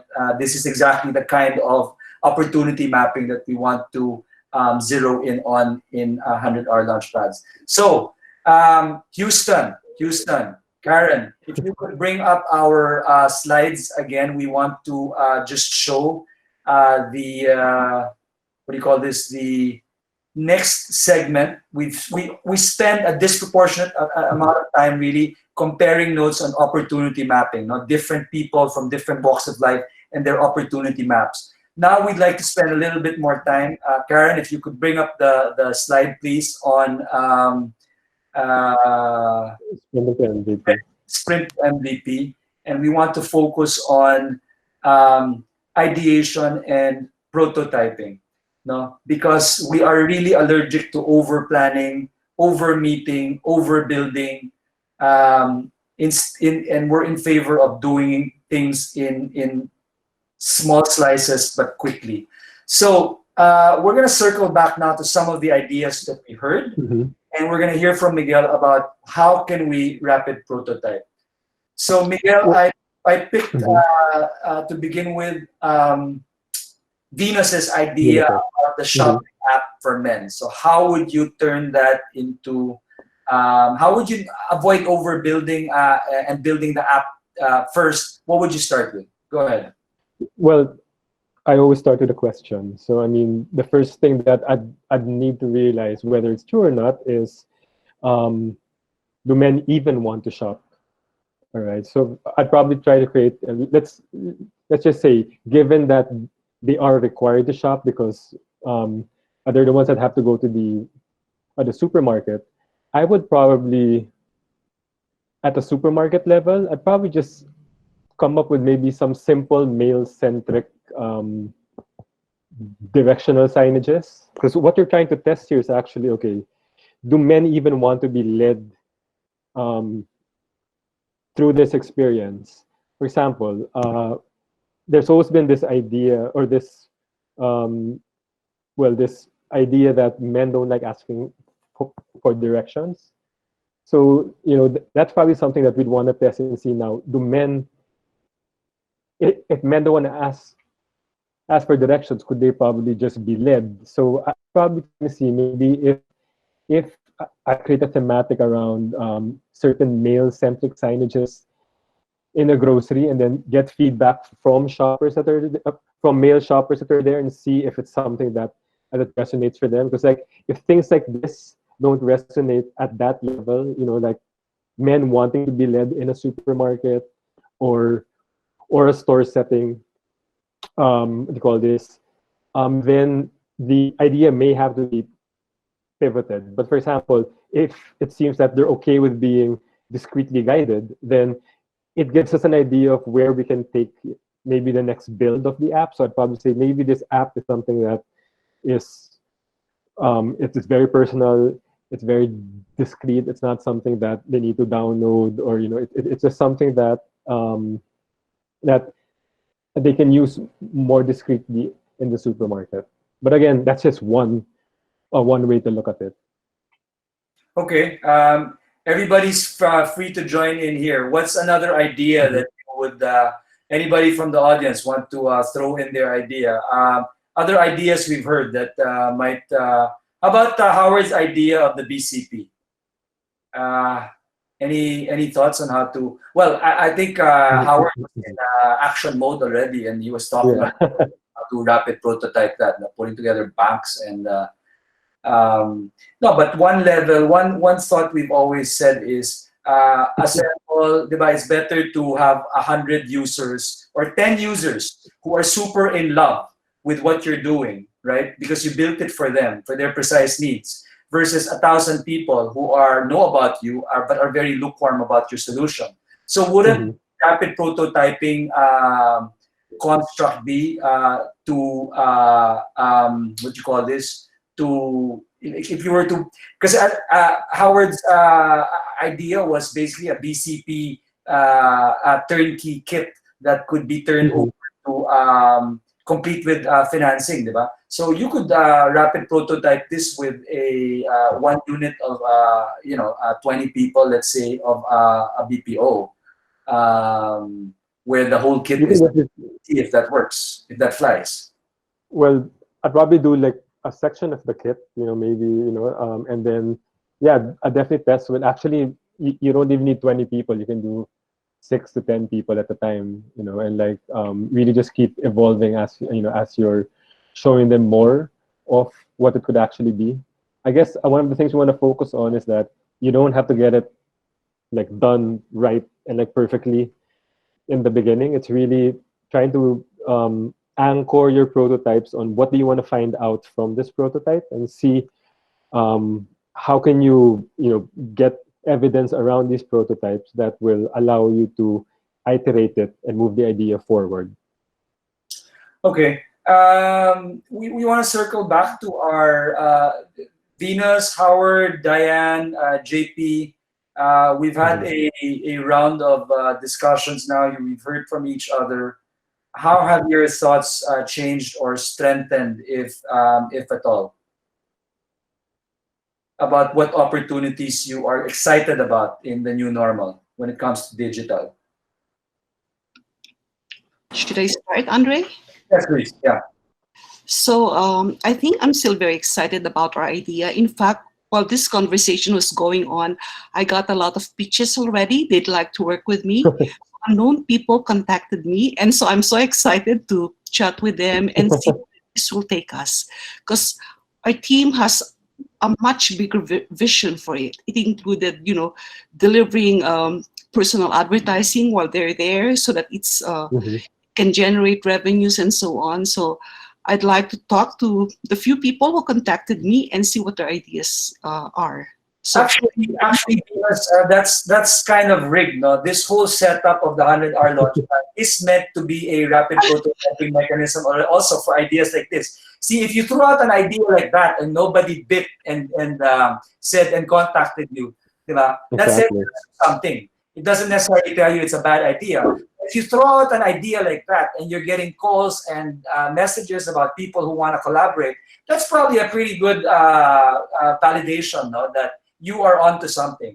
And I know you are onto something because I can't possibly believe that in the back of Venus Navalta's brilliant mind is just a shopping app. I am sure you're trying to penetrate the untapped demographic of the male spender. Okay. yeah, I also got potential customers already. So aside from those who wants to collaborate, I got messages from potential customers said, when will we get this up? We needed it badly. So there's a need for it. So that's intended in this 100-hour challenge is a way for you to rapid prototype and validate your ideas. No, but it's funny, and I'm making a bit of a joke out of it. But it is true that rapid prototyping goes on at many different levels. People think of prototypes as sometimes just wireframes and all of that. No, you can prototype ideas, which is exactly what you did just now. You've got some validation and some impetus, and you got the ball rolling already. It was better than it being stuck in your head and you just talking about it with your team, right? In a format like this, you can actually get enough juices flowing as a way of validating, and not just validating, learning where the excitement is. What are they excited about? Is it the app? Is it, oh, I don't have to call my wife anymore because she gets pissed at me and I have to go home and, live with this woman for the next... Where is the aha moment there? That's good. Anybody else? I have one. I like the homeschooling idea, and I think YouTube is actually a good way to do it. But Andrew, you might notice a little bit. I taught my son how to code last year, and he learned a little bit of C#. I helped him around a bit, and he likes playing games a lot. And he's really into this game called this online gaming system called Roblox, where they have many games to play. And he just a few days ago he decided to start coding for it. Because Unity is a bit more complex, the ability to deploy is quite limited. In Roblox, he's able to make his sister test the game right away. And he's already built some level of a simple gameplay. And what's interesting as well, when he was showing it off to his sister, the sister now goes, when will you teach me how to code? And what's interesting is I just taught him the basics before, helped him how to understand how to troubleshoot and understand how bugs are and how to look for the solution. And he learned how to watch videos on his own, how to fix things on his own, and now he can code. And I think a lot of people can find creative, productive ways for children to be quite active because, as I mentioned, YouTube, digital stuff is going to be the future. It's the one that allows resilience. And if we can start showing off what we know, cooking stuff and other things in YouTube and teaching kids tasks to keep them busy during summer. It doesn't have to be homeschooling, but home activities, ways to be creative. I think our children enjoy watching it and doing it at home. I remember one of the favorite things my daughter watched was this mom who would get anything left in the house, cardboard boxes, some fruit, and do a craft activity with her daughter. And she would, because of that, she became quite creative. So there are really so many ways that homeschooling can happen, and homeschooling doesn't need to be limited to academics. It can be in things that expand the mind. Because I remember Benji was saying last Tuesday, right, that humanities is what matters. So anything that's creative, anything that expands their appreciation for art, for crafts, for these things can expand the mind in so many ways. I think, Howard, you're onto something big there, because for those of us who have been proponents, I'm invested in Sparkle Lab, which is a big proponent of progressive education. In fact, so progressive that they don't want you to study all the usual stuff. What they want you to study is applied stuff of how to make games, how to build robotics, how to build movies. So very applied stuff. I think when you think about homeschooling in this digital age, we shouldn't necessarily, I agree with you, relegate it to notions of traditional academics. I don't think kids are going to appreciate that. But if it's about challenging kids and opening their minds and hearts and hands up to learning new things, to code, to cook, to craft, I think this is a wonderful, potentially golden age to nurture in our children this idea of multiple intelligences, and to get them out of this. I hope there are no traditionalist teachers lurking here, but I am really against the notion of too much traditional schooling, because the world just isn't there anymore. The world is about learning practical skills that make the world a better place. And I think this is a golden age when your kids are bored to death having watched everything else. Learn a new skill.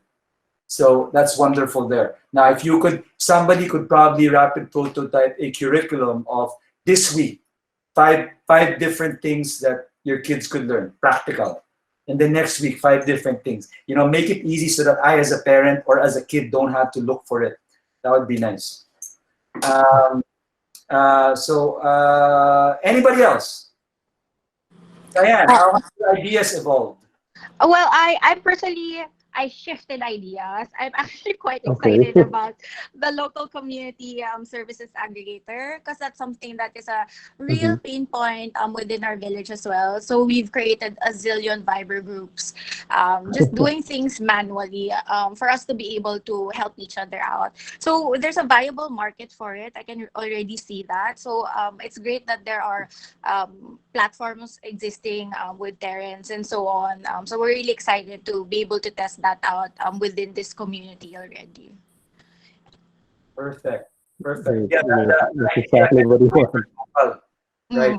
It's getting hard to keep up with all the Viber groups. Yesterday, somebody, I don't know how many of you are, I'm just looking at the food contacts community. You guys are probably members of that. And I'm scared to look at it because there's just so much, and there's like 400 messages that are coming in. But I take it's valuable for many people. So I think the golden age of long tail of suppliers, supplying within more hyper-local scope of areas of service is here. And it's wonderful. Down with the big brands. Up with the more local, more organic, more artisanal food, no? I must say though that the big brands that we're working with are actually leading the charge in terms of community-based selling. So that's why those Viber groups exist, and that the community orders up to a certain amount and they'll actually deliver to that community.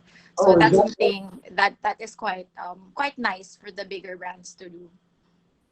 Okay, so is there a Groupon type effect there where if I as a brand see enough orders of this I will actually deliver? Is that the way it works? Yes, for certain villages, but they also do drop-offs. So like the mobile sari store, that's something that they're already rolling out. For example, for NutriAsia in certain communities already. So yeah, I feel like we are at the precipice of a golden age of innovation where necessity is creating all inventions. I'm loving it. JP, what are your thoughts? How have you evolved? Hey, yeah. You know what? Talking more personal, I really like the idea of Venus, because you know how many times my wife and I fought over the phone I'm asking her what's the substitute for this, where can I find this, and things like that. Honestly, Migs, I think it is a need to have an app like this. And Yes. Miguel yeah, wasn't saying there's no need. He was just Yeah. saying test it. And what you're saying now is don't even test it. I need it. Show me. yes, Venus, that- you got another vote. I remembered, if you guys remember that app called Honest Bee. I'm not quite familiar how that app was built, but based on the grapevine, back then when it was still alive, they said that when you order something, normally it's Robinson's department store that they'll buy it. They actually have an app internally for the buyers inside Robinson's, and they already direct them to the right aisle, to the right item, and it maximizes the time spent of that buyer to go around. So that could be like a base of what we can test. So as the guy who's going to buy, the wife could already say, okay, I want like 5 kilos of this chicken. If it's not available, here's your second option. If it's still not available, then call me. Oh, of course, you will dread the call me part. But at least it guides you properly, right, to where you should be going. And at the end of the day, when you go home, you don't have to say sorry and explain why it's that, why you bought this and why not this, right? So yeah, I guess it's very interesting if something like that could actually be developed. Yeah. I just feel like Good. I feel like honestly, they had that on the buyer side, but not on the consumer side in that sense, because it would make sense, if you wanna be able to like deliver to more people, you should be able to navigate the grocery stores as efficiently as possible. So bringing the interface into the consumer level. There's a solution for Venus, JP, and even Miguel's pain point. Which is gonna sound like it's meant to be a humorous thing, but seriously, let's connect this to last Tuesday's Jobs Ventures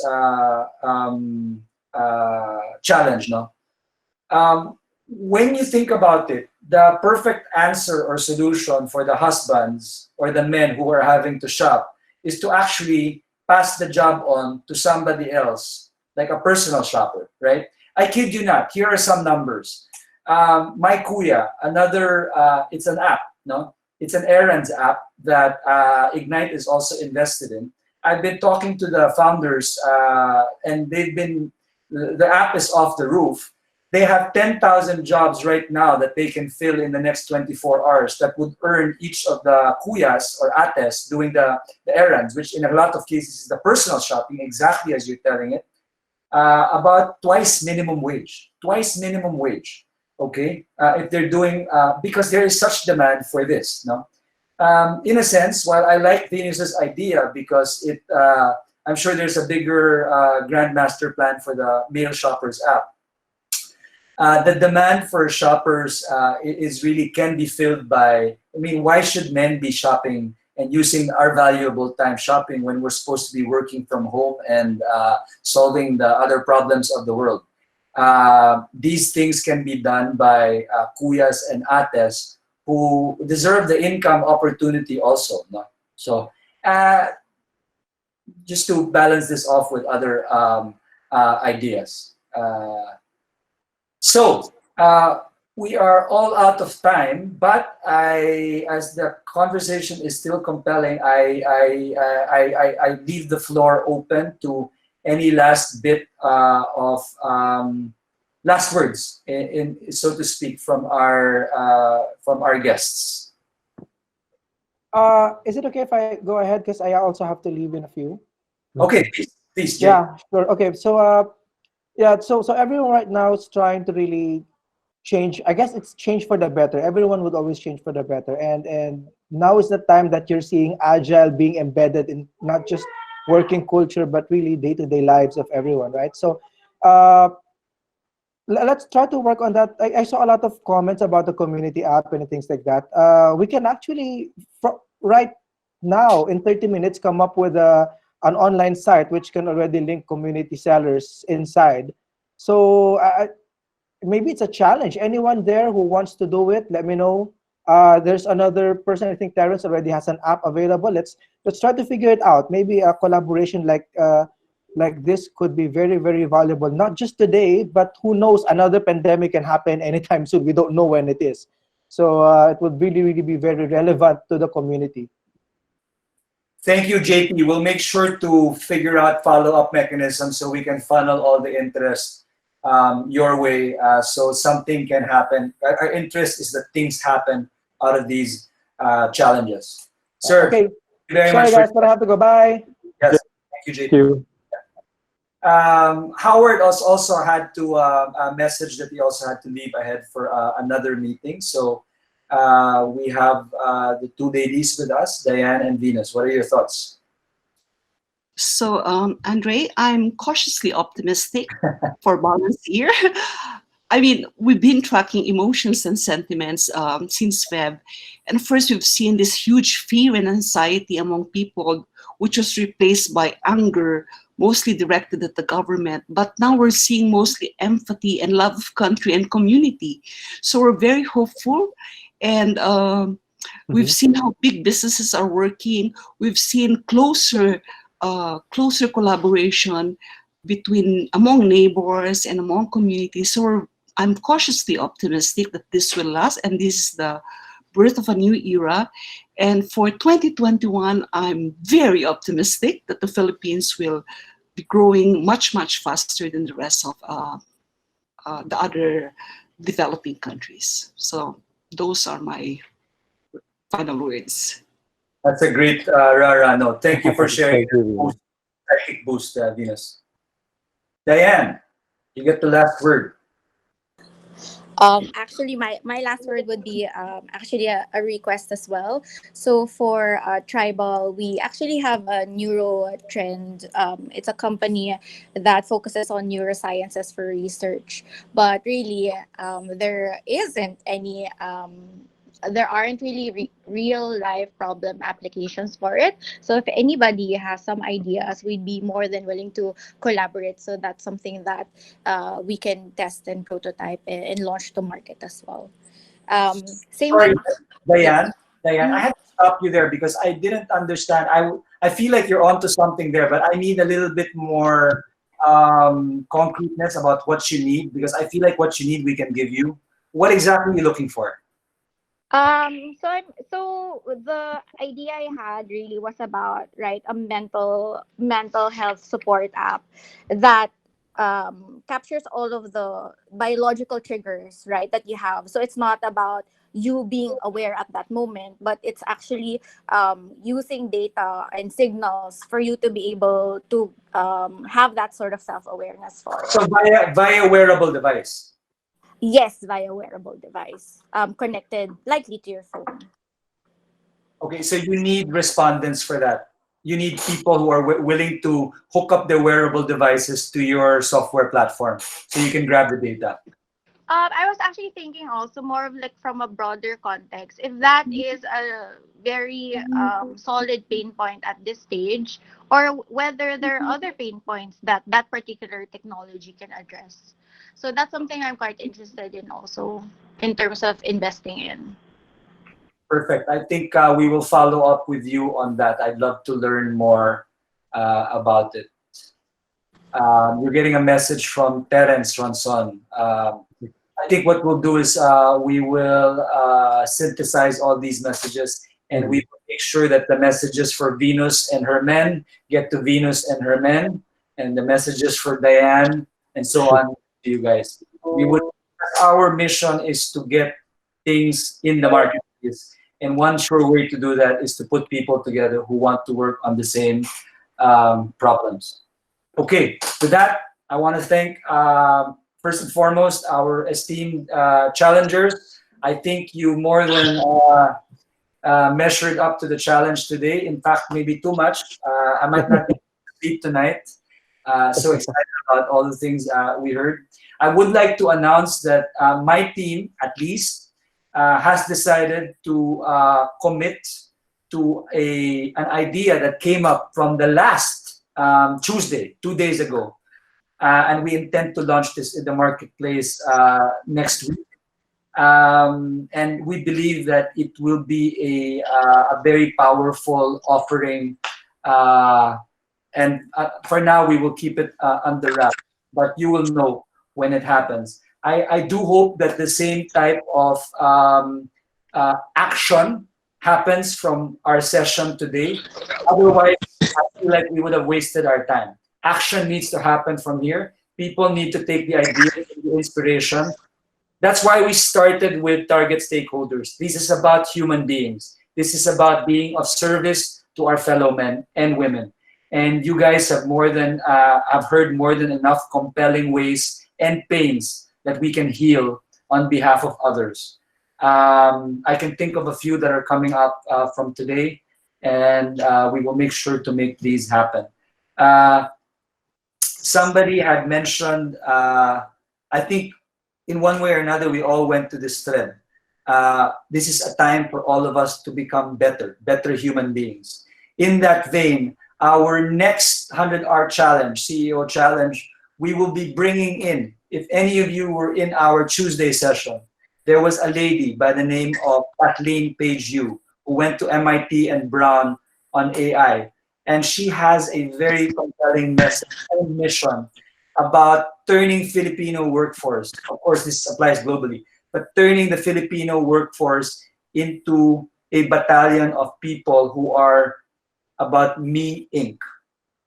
Doesn't mean we're turning ourselves into selfish people, but we take our responsibility for ourselves to be proactive learners, to be proactive growers, to be proactive, agile professionals, and how to